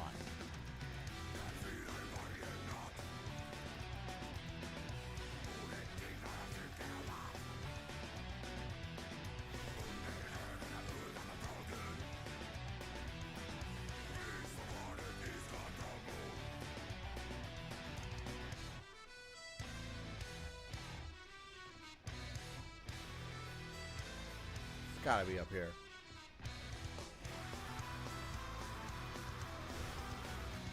Ah, there it is.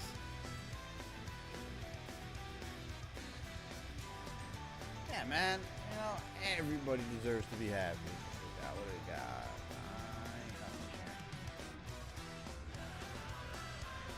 Ah, it's only a room. It's not even desecrated.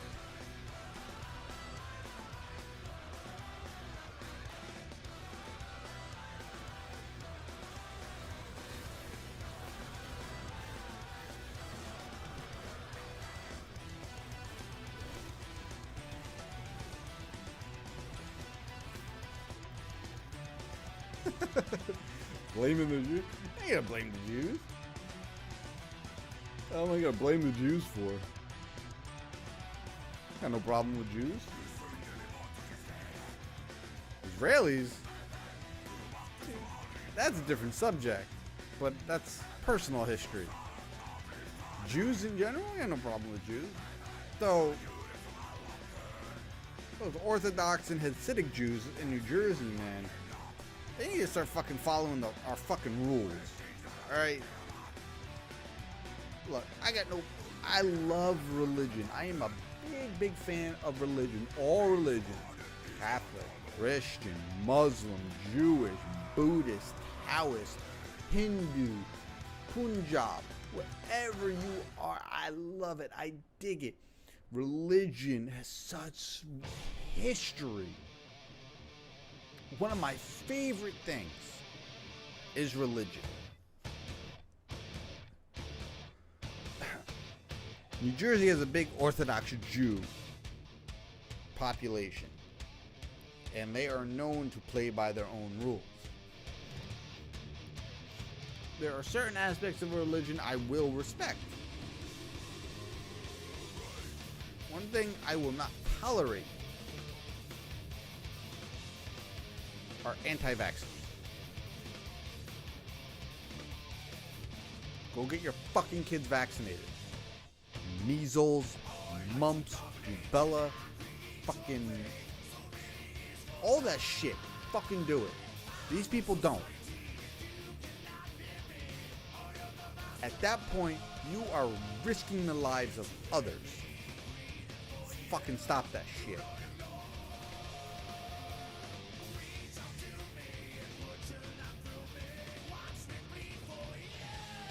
No, that's my only complaint with them. Otherwise, they keep them themselves. They don't bother me.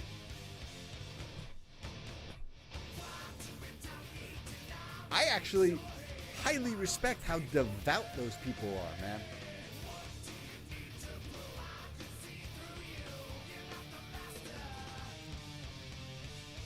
Highly respect it.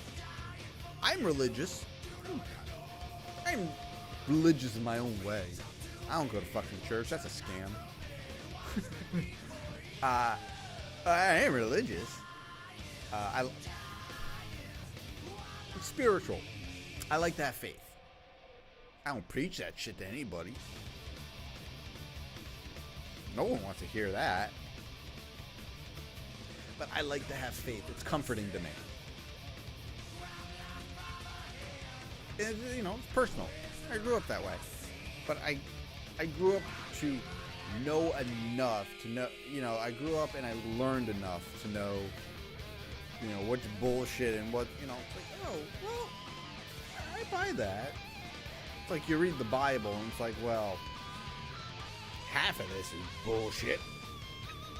Yeah, like 3/4 of this is bullshit. But then it's like some of this is like, well, alright, I get this. This is a kind of a cool story. You know, and I probably get into more fights with atheists than anybody else. You know, people saying, you believe in God and you believe in Jesus. You're stupid, man. It's like, well, yeah, I believe in Jesus. Jesus was a person. He really existed. Whether or not he was the true Son of God is another question. But the fact that you're saying that I'm believing in someone who you know, some made-up man is just factually incorrect. There are real records showing that this man named Jesus of Nazareth existed. Again, whether he was the Son of God is obviously highly disputed, and I will not argue with you on that point, because I cannot confirm that. But he was a real person. Some of his stories are true. Get off your atheist high horse and just accept that. I am not telling you to believe in him. I am not telling you to go down to the church and throw $20 into the little fucking silver plate that they pass around.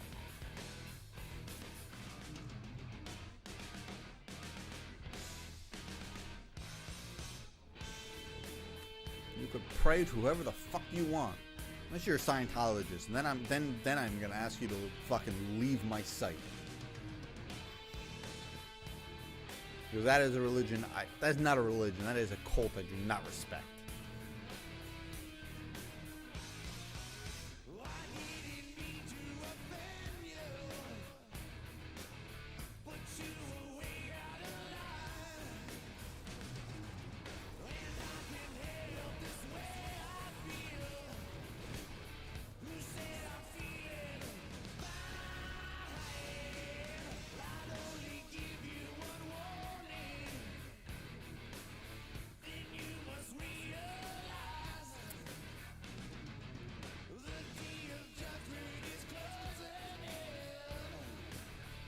But I feel like a religion keeps a lot of people going. And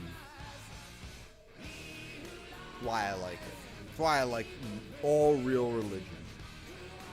I like Judaism, Catholicism, Christianity, Muslim, the Buddhist, Taoist, Hindu, Punjab. Just it's just such a rich history. I love that.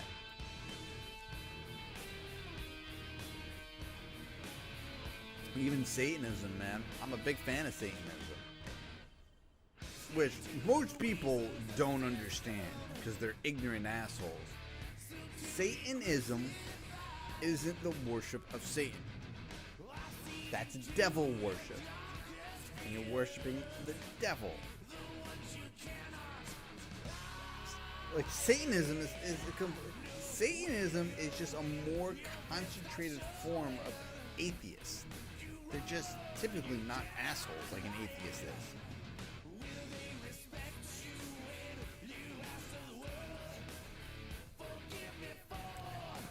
You know, it's funny. Like if you ever go back and you read some of the stories about, you know, Lucifer.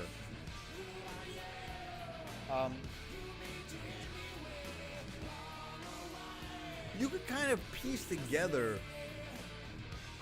like his deal. Like he wasn't evil. He wasn't bad. He wasn't anything like that. The way I like to picture Lucifer is he just wanted to do his own thing. He just wasn't on board with God's plan or God's ideas, you know? He didn't think they were wrong, he just didn't think they were for him.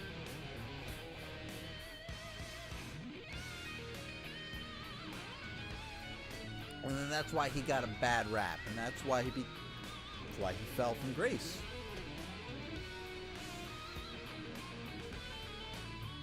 So God was a Democrat. Lucifer wasn't on board with his plans. But that's just how I see it. You know?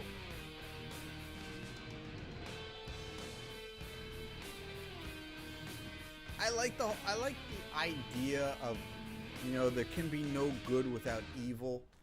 I agree with that. But at the end of the day, I don't think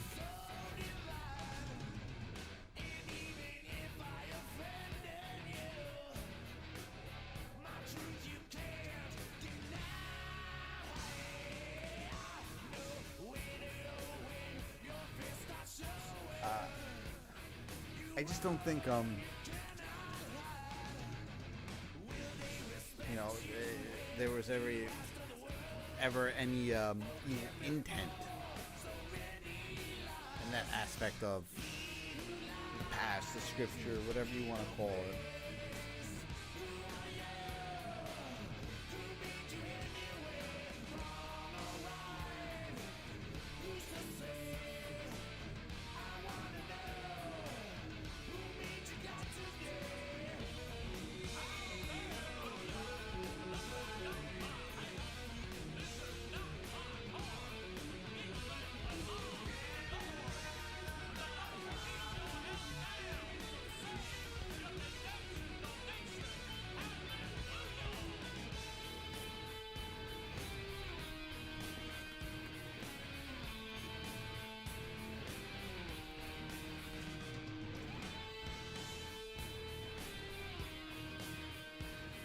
But at the end of the day, we live in a very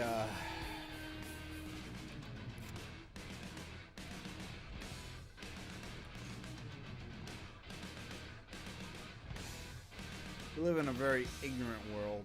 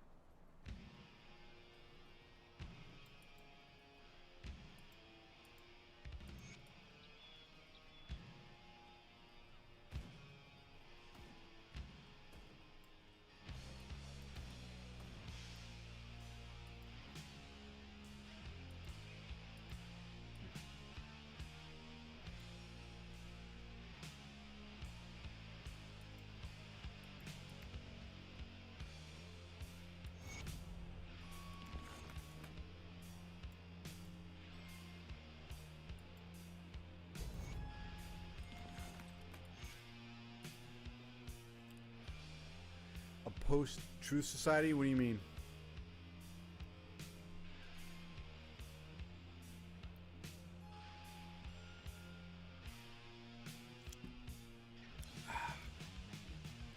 This is a fun band.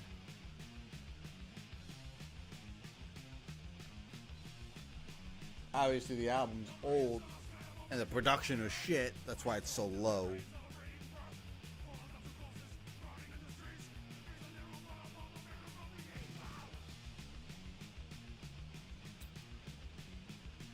Pete Steele's first band before Typo Negative. Love Carnivore.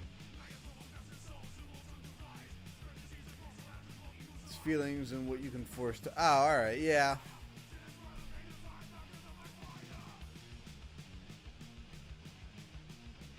No, you're right, man. You are. You're absolutely right.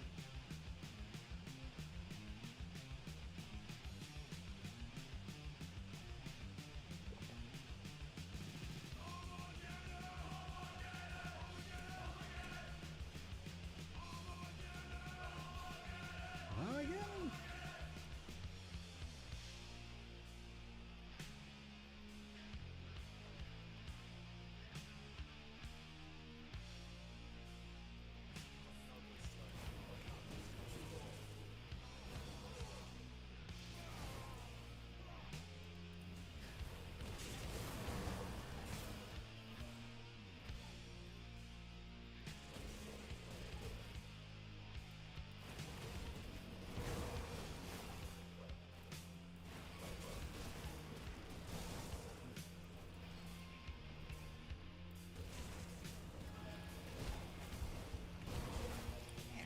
Why is it hitting me so hard? Ow, it's a fucking blood shard.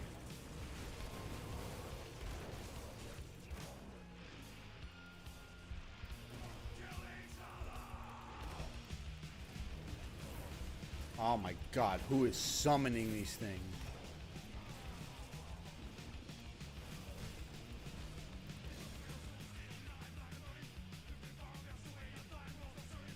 Hundreds of people intentionally lying and trying to make their lies into truth. Someone will be hurt.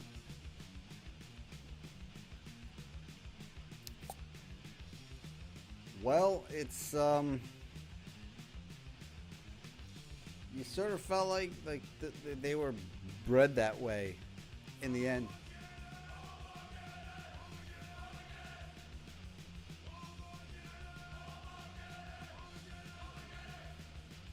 You know, when you think about it, we're living in the Matrix without actually being in the Matrix. It's like some people are actually red or blue pilled. Alright, can I get a fucking album that had good production? Thank you. I mean, I love Tear, but that album was just shit production on it.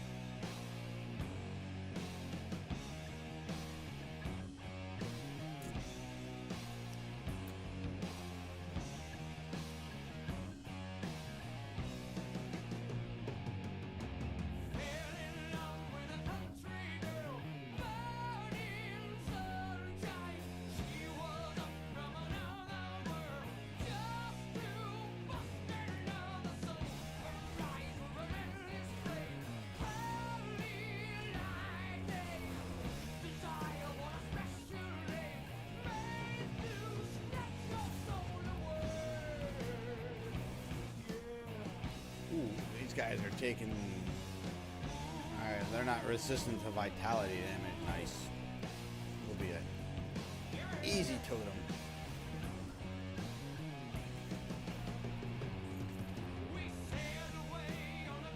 Or the really easy totem.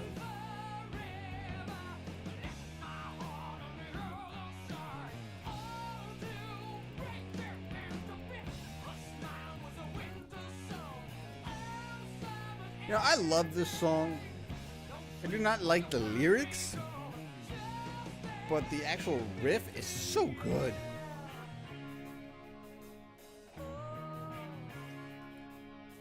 Okay.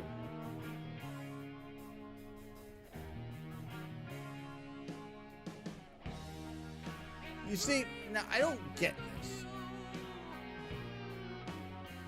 So this particular epic item right here, this blue item, is a gun. And it gives +2 to a skill that Oathkeepers use. Oathkeepers are fucking, they're tanks. They're basically paladins. They're sword and shield characters. Why would they fucking do that?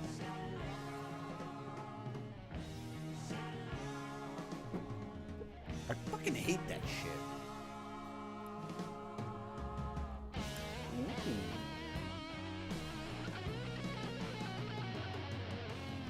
+2 to summon Guardian of Empyrean. That will be good for my Oathkeeper.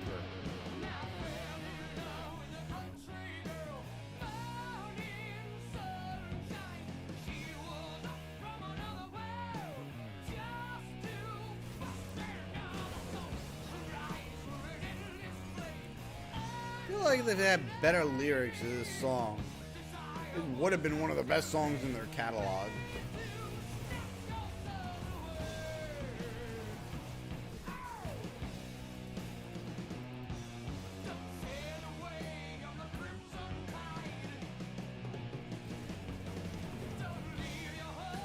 You guys fucking hit, oh my god, they hit hard. Fucking chthonic little assholes.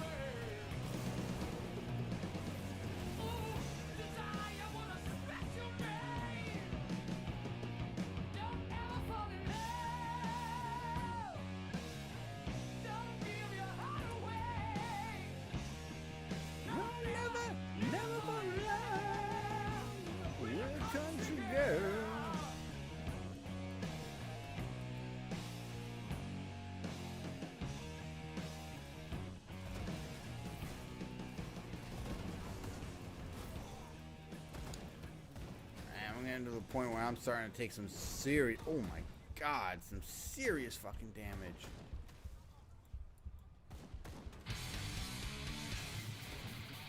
Fall Cypher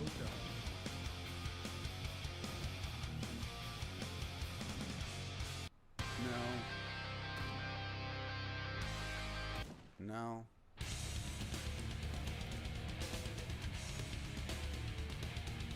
That's a good song.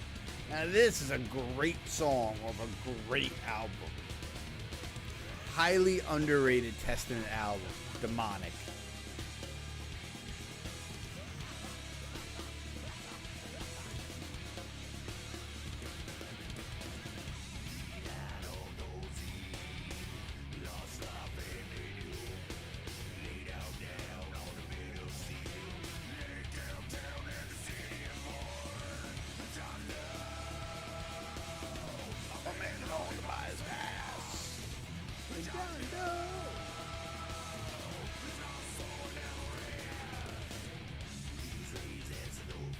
Actually, one more chthonic seal of binding before I bother to go in there.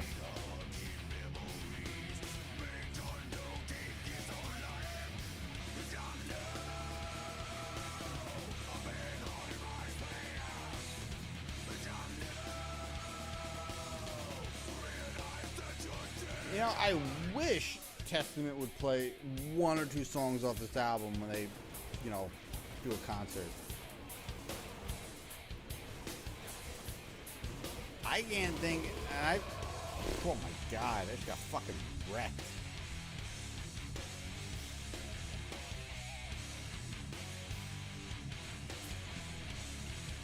I don't think I've ever seen them play anything off this album. That's a shame.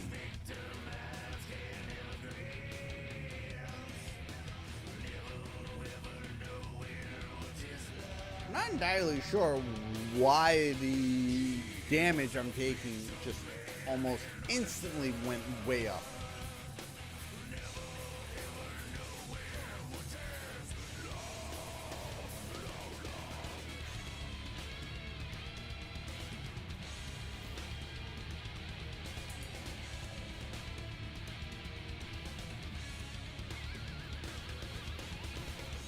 Unless I took like 2 or 3 criticals in rapid succession, and that's why I died.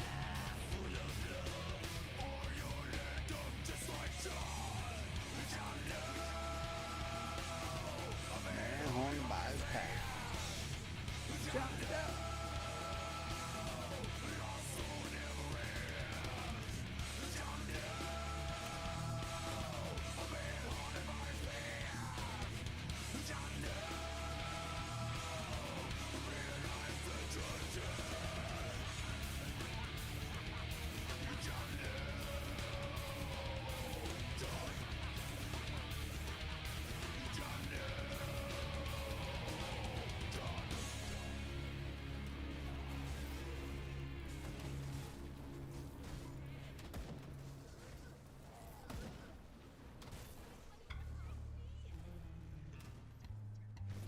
Good song. Really good song.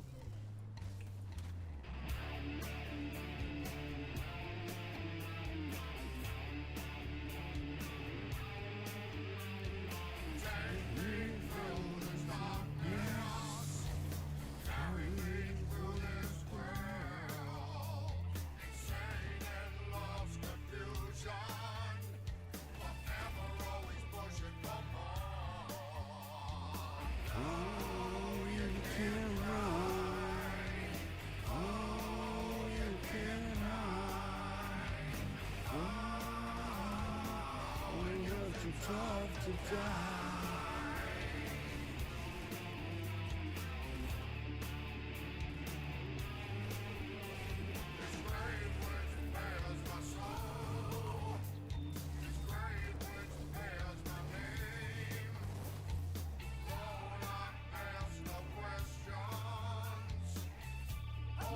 Once again.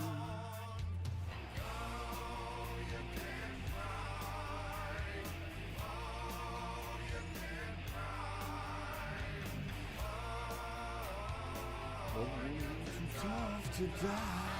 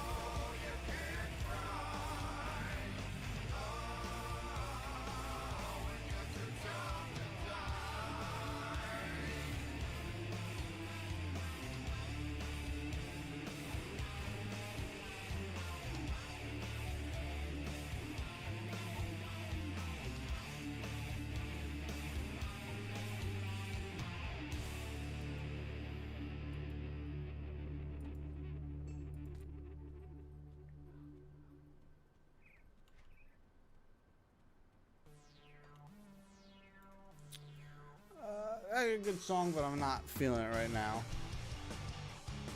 No, not feeling that one either. One of the better songs from their newer albums, but no. It's fun being crazy. I don't understand why they included these live songs on the deluxe edition of this album.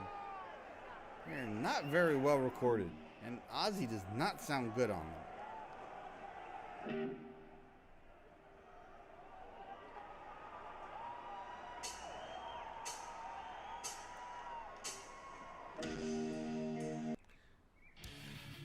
I love that song, but not that version of it. No. Yeah, good one.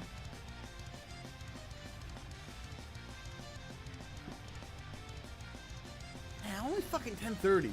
It feels like it's midnight at least.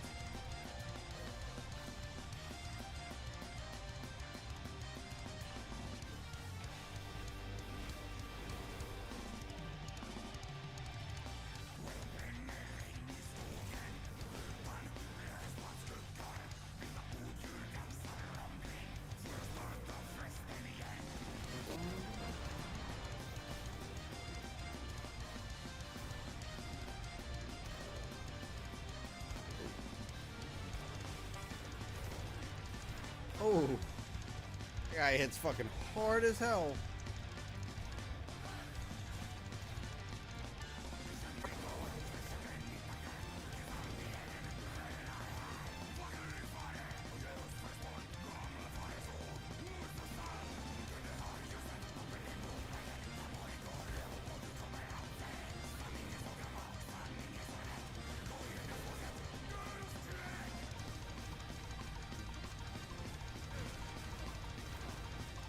Damn, he is really hard.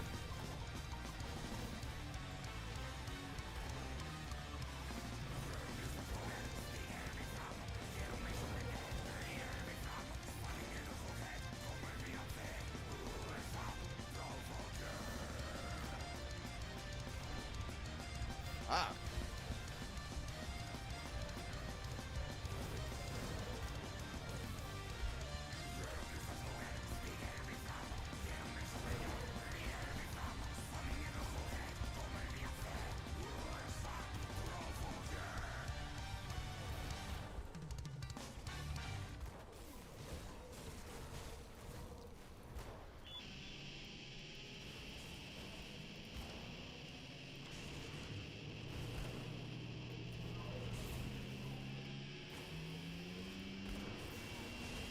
Alright, I get it. You can summon fucking trash mobs. Stop it already.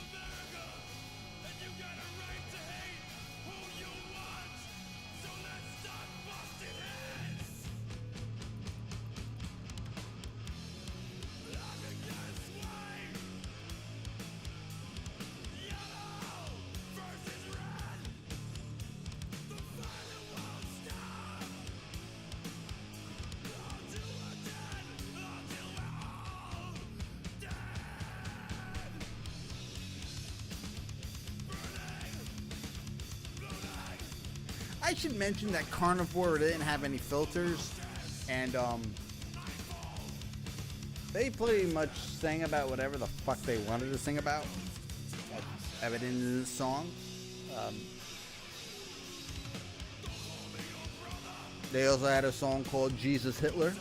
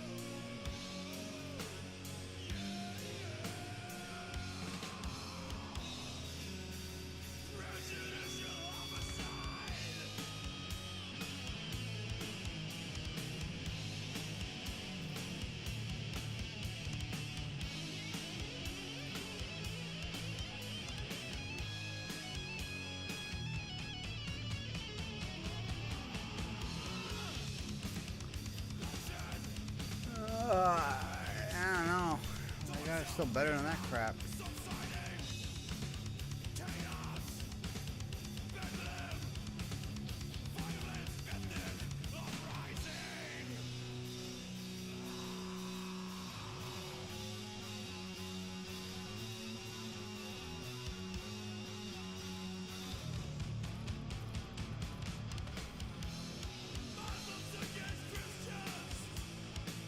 Whoa.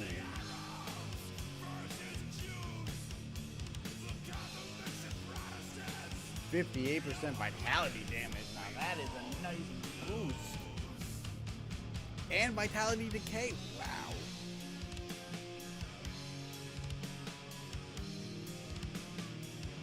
Shoot a blood boil. I think that's actually a skill I use from Siphon Souls. Yep. Yeah, that is a massive.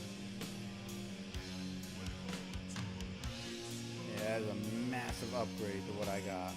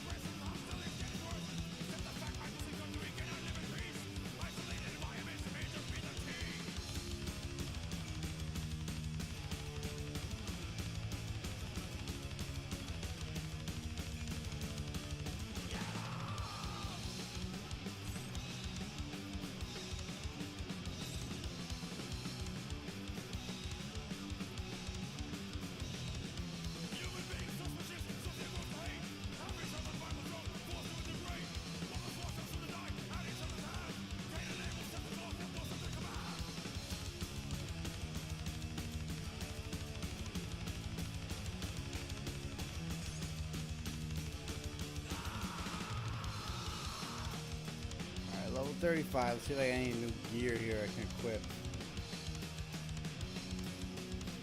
Nah, not until 40.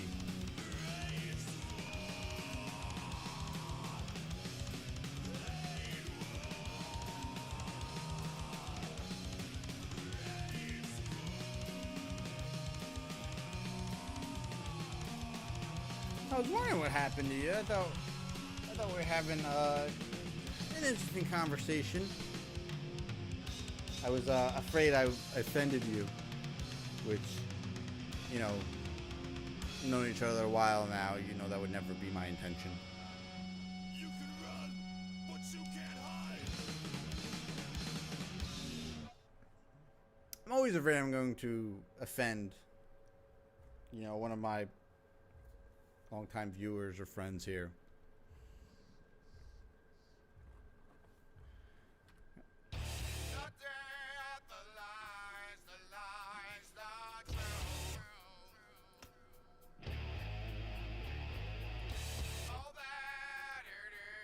What was true?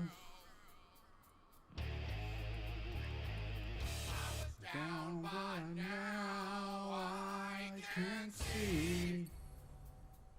The pain, the hurt, the misery. Just making sure.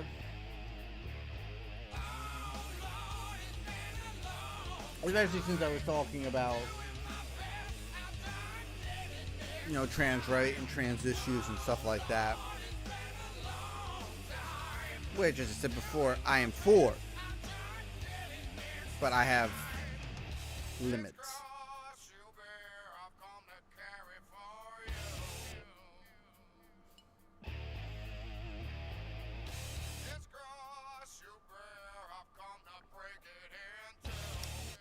That everybody deserves to be happy. I was saying before, I was one of the, you know, I had always been for gay rights and, you know, gays getting married. They have every right to be as miserable as straight people who are married. Why should we suffer alone, right? So go get married. And then we party together and talk about how much we hate being married. That's a lie. Being married is not that bad. If you have a cool enough spouse, it's definitely not that bad.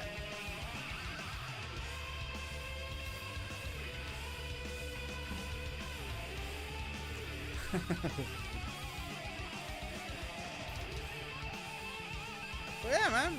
Everybody deserves to be happy. Everybody deserves to live their life. Everyone deserves to live their best life the way that they see fit.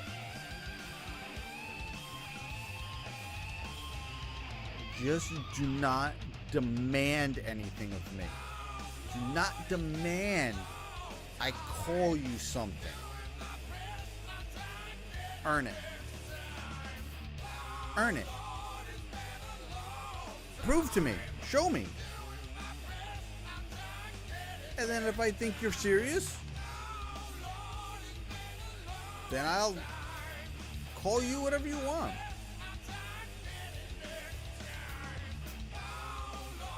But I am not going to call you a she or a her or a woman because one day you decide you said you think you're a woman.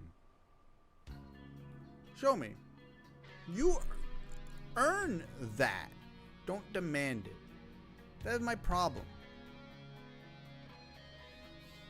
That is my only problem.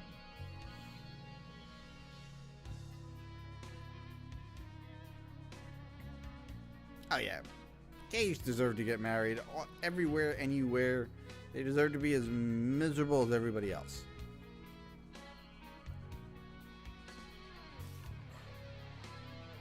I see absolutely no issue with that. A great song. But that is my only problem with trans people. And it's not even all trans people. It's just, I don't want you to come up to me and demand something from me. Nobody demands anything. My wife doesn't even get to the point where I would sit here and respect her demands. We are human. Earn it. Earn it.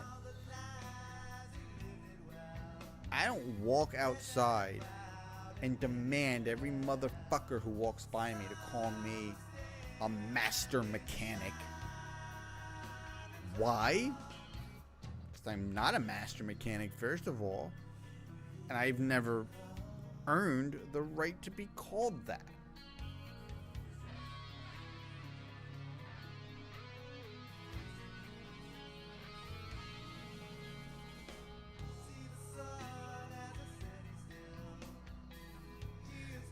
Well, that's good. That's good. I'm just trying to say that was my only issue with trans rights, trans people. And they gotta know their limitations. I get it, you know. Especially for the ones who are really trans. Because trust me, I know some people who say they're trans. They're not. But for the people who really are, I get it. But you gotta realize that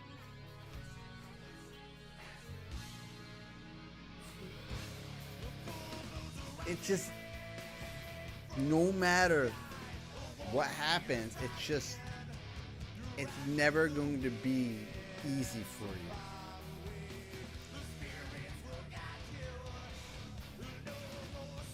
You know, there are certain lines that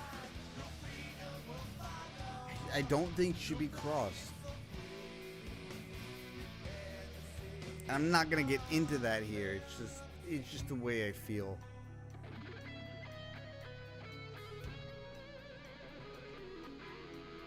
But again, earn it. Don't demand it. Earn it.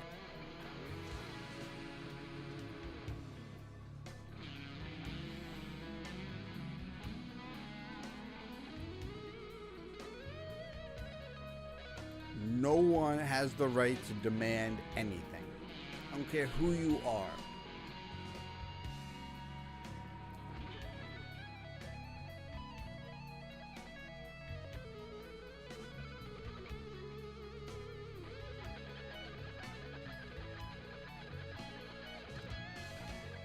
Yeah, it will. It will. But it also depends on that particular community. You know, they just can't, again, waltz around demanding shit. Earn it. Prove to me.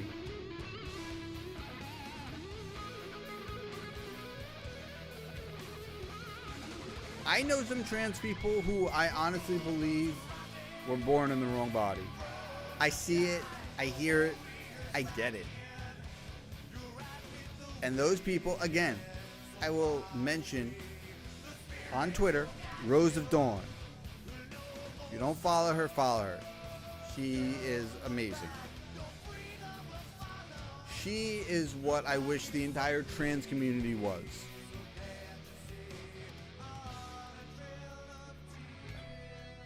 She is someone I believe was born in the wrong body. She wishes she was a woman because she feels like a woman. But she's not delusional. She doesn't demand anything. She gets, there are certain lines that she can't cross because it's not right. She lives within her means and she lives with the hand she was dealt. She does very well. And there are not many people I respect more on Twitter than her. Again, Rose of Dawn. Find her on Twitter. She got a YouTube and all that good stuff. She's great. She's great. Then, there are people who I do not believe are trans, who are just in it for the fetish, and if they think they're representing women, then I weep for womankind.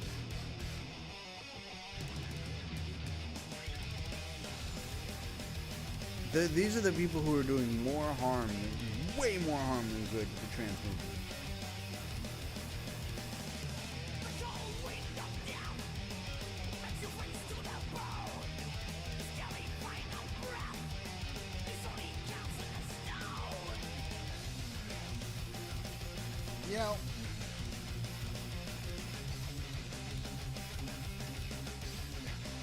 I think more people need to realize that full transitions aren't all what they're cracked up to be. I think for those people, those real trans people, obviously taking estrogen and HRT is really going to help stabilize their mood.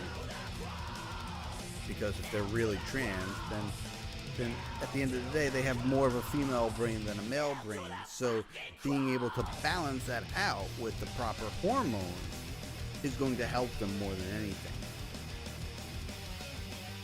Now, sexual reassignment surgery, in my opinion, first of all, there's no such thing. No such thing as sexual reassignment. You cannot be reassigned your sex. You were either born XX or XY. Yeah, there is that tiny fraction of intersex people, but we're not talking about that. That's a whole other, that's a horse of a different color. You were either born a male or you were born a female. There is no amount of surgery that can change that. So sexual reassignment surgery is in itself a lie. There's no such thing. we can reassume your, you know, your sex, and you can be chemically altered. But to have your sex reassigned is not possible, at least not now. I don't think it ever will be. Maybe in 100 years when science is way more advanced. But as of right now, in layman's terms, there's no such thing as sexual reassignment surgery. Now, the surgery that these people go through,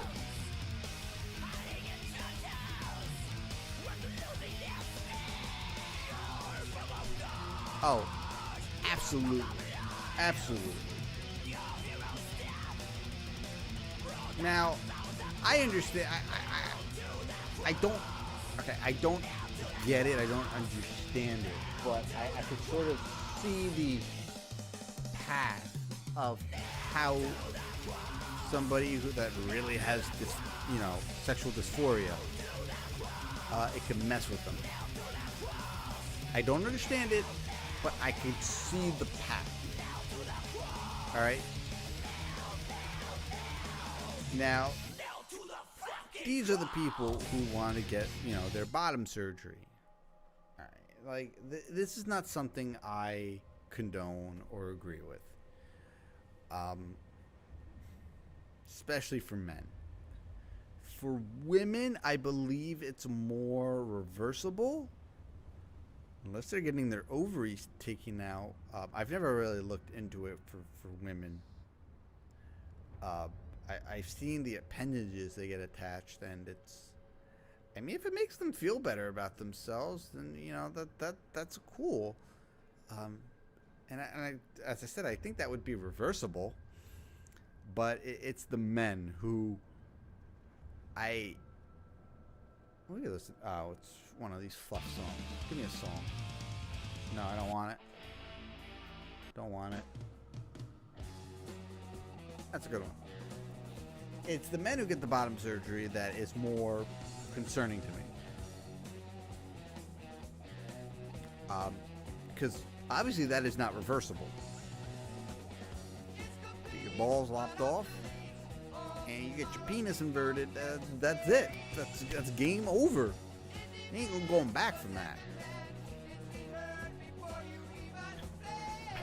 And I think a lot of these people who do it are doing it because they're getting approved, and it's not costing them anything, and they're not realizing that their life is now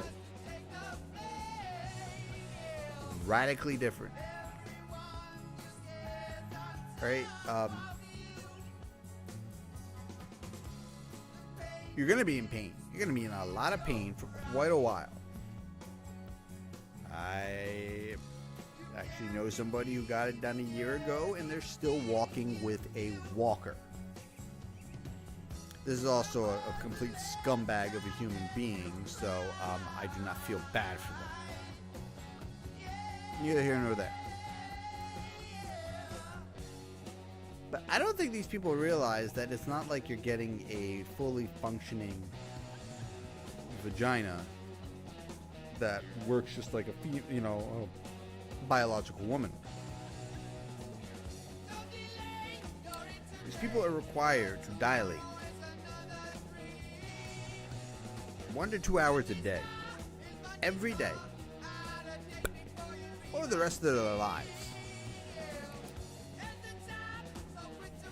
You are basically getting a open wound installed. Maybe mentally it makes you feel better because you look down and you see what you believe should be there, which is nothing.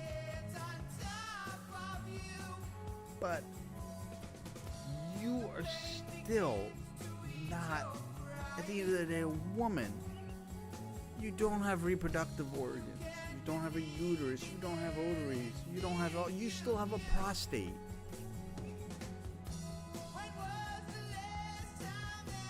And all you're doing is causing yourself an immense amount of discomfort and inconvenience for the rest of your life. Now, for the real people, the real trans people that really do have dysphoria, I hope that they really think this through and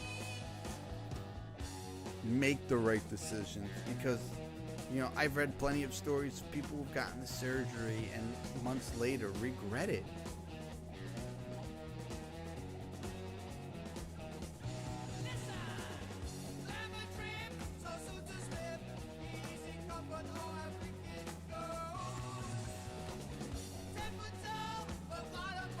Things don't seem real at all.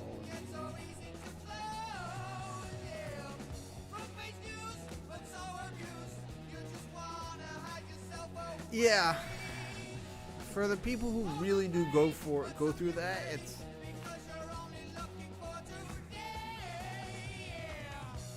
I can't understand it, because I don't go through it, so I can't even say oh, I get it. No, I'm not gonna say that just to say that.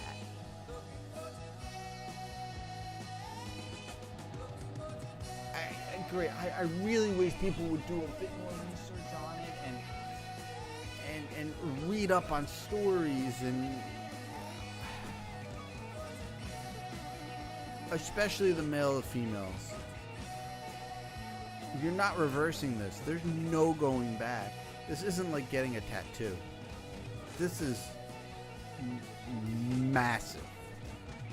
And at the end of the day, what you're doing is you are creating an open wound in your body, that your body is actively, because it doing what it's supposed to do, is actively going to try to close it and heal it for the rest of your life. It's like people with pierced ears. It's a hole in your body that's not supposed to be there. You could have pierced ears for 30 years. You take your earrings out for a week or two, and guess what? That hole is going to start to close. That is what your body does. It's what it is programmed to do. So these people that do get the surgery, they have to go through the cycle of dilating for the rest of their lives. I don't think they think that through. What happens when they're older, in the 70s or 80s or 90s or whatever, and they're just unable to do that anymore. It's definitely, I can't ever see it being comfortable, but especially, once you get up older in age, last thing you want to be doing is dilating. You've been dilating at like 90 years old? So I don't think these people are thinking it through that far ahead. Maybe they don't think they're going to live that long. That's fine. That's on them.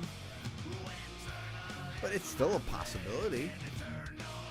And then at that point, you're just creating problems, because, it's only going to take a week or so of not dilating for your body to be like, oh shit, I can start to fix this now. And then you got real problems.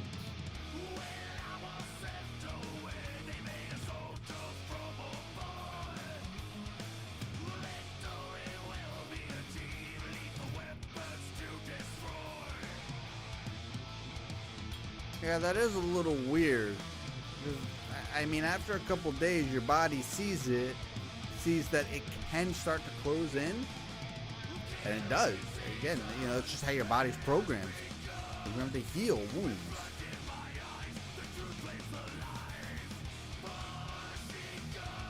Yeah, I just wish more people, took their time to do a bit more research and knew what they were getting into.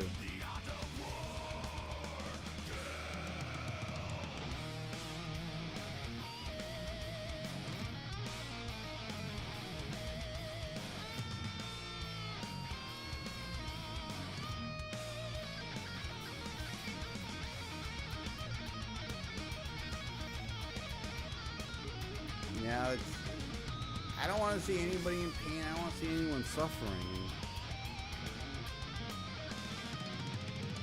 And you know, maybe you know, these type of surgeries should be kind of put on the back burner for a little while until they're perfected a little better.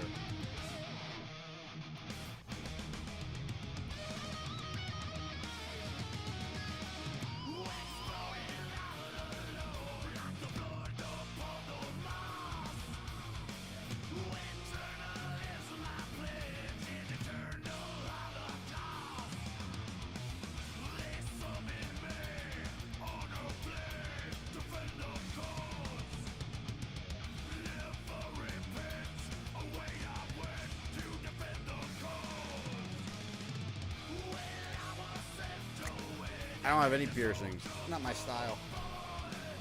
I got nothing against piercings. You know, I like tattoos. I like ink.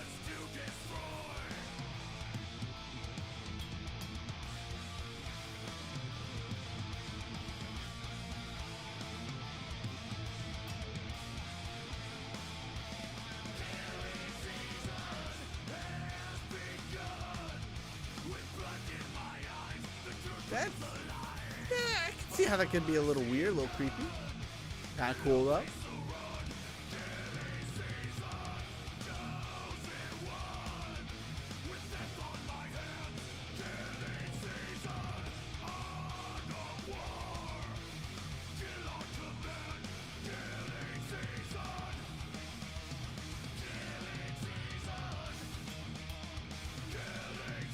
Could definitely see how that creeps some people out.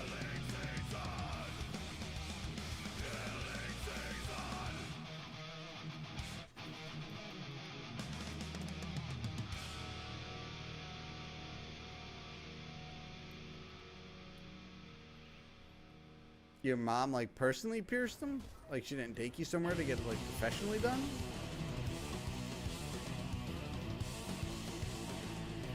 No. That's a good song.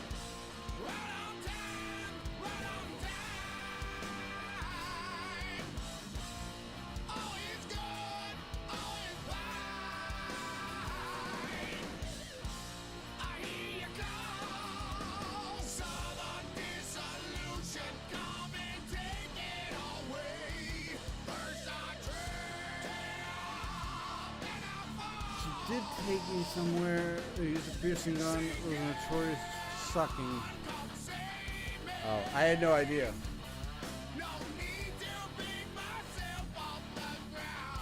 I don't know anything about piercings really. I've always been more of a tattoo ink guy.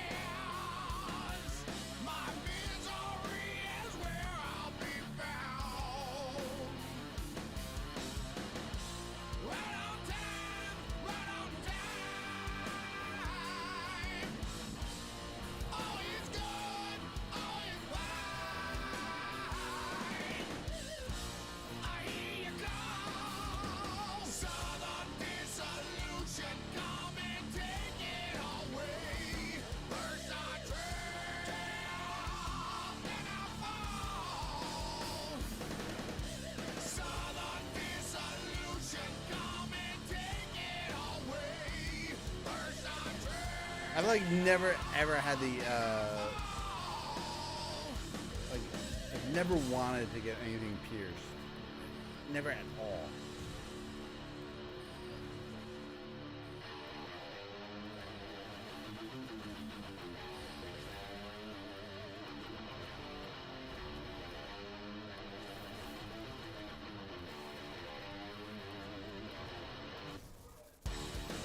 just never was my style.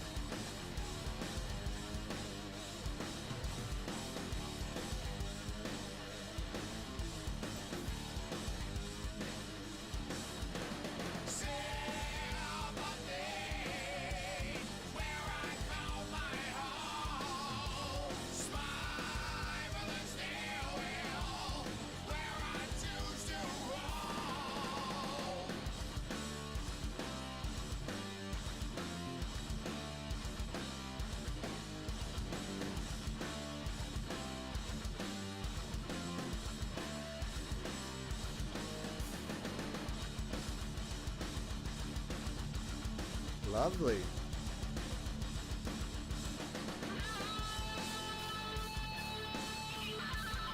Yeah, there's a point where you could definitely be overdoing it.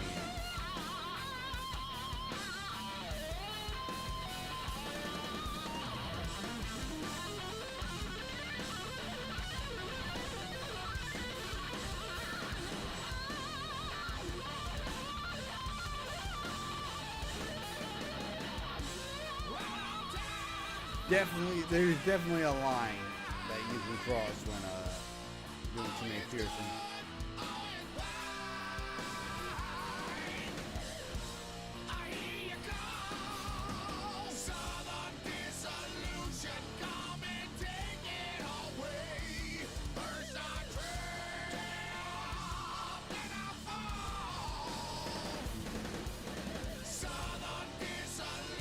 But I could say the same for tattoos, you know. Definitely a point where you can have too many tattoos.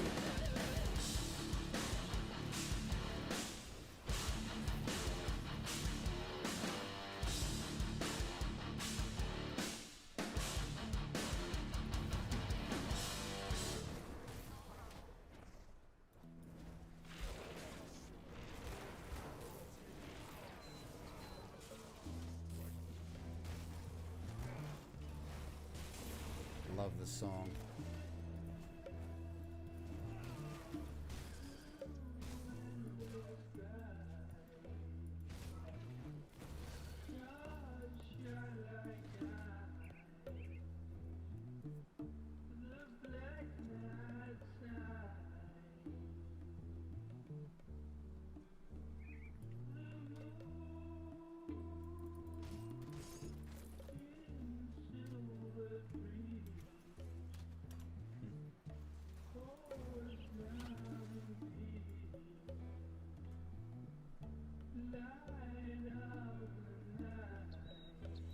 Yeah, they do.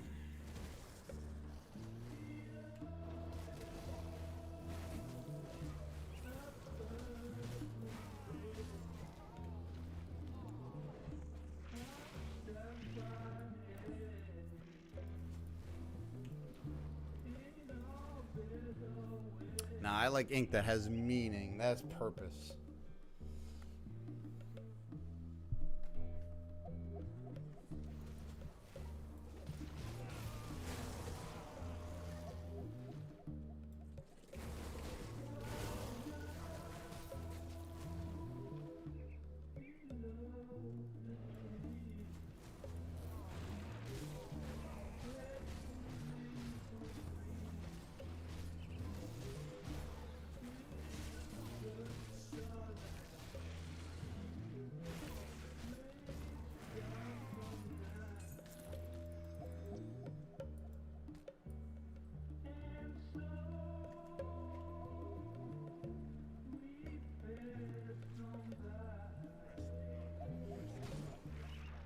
Pantera does a cover of this song.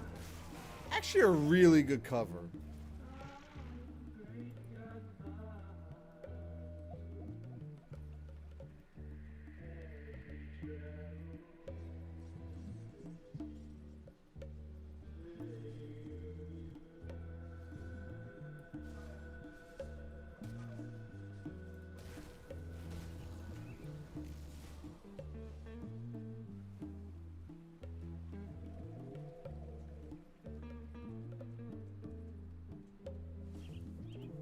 I realized I was so close to another level. Night, Ari. Good talking to you again. Sorry I've been so MIA lately. But definitely good seeing you. Definitely good talking to you. Sleep well. And I will talk to you again soon. I miss you, you know?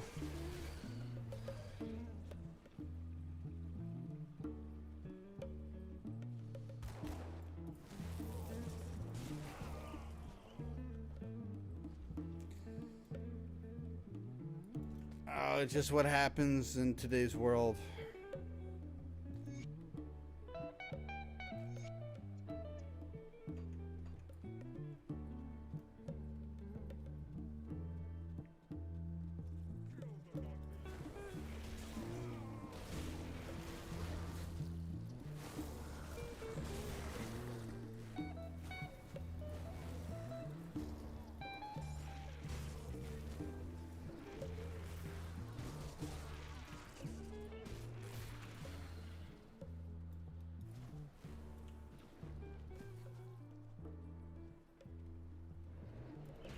Sleep well, Ari.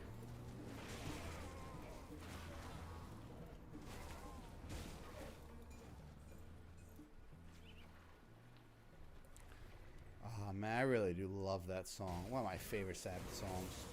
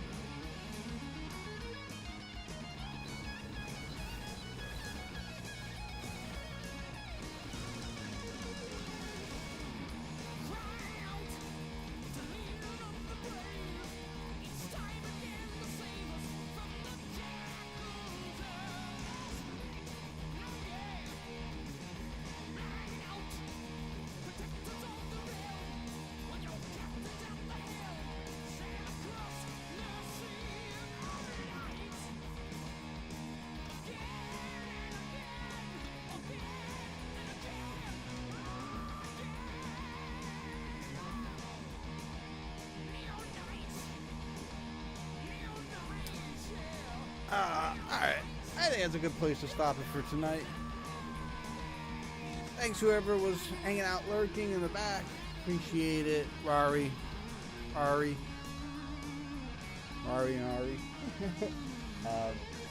Love it when you guys come by and hang out, man. I love it a lot.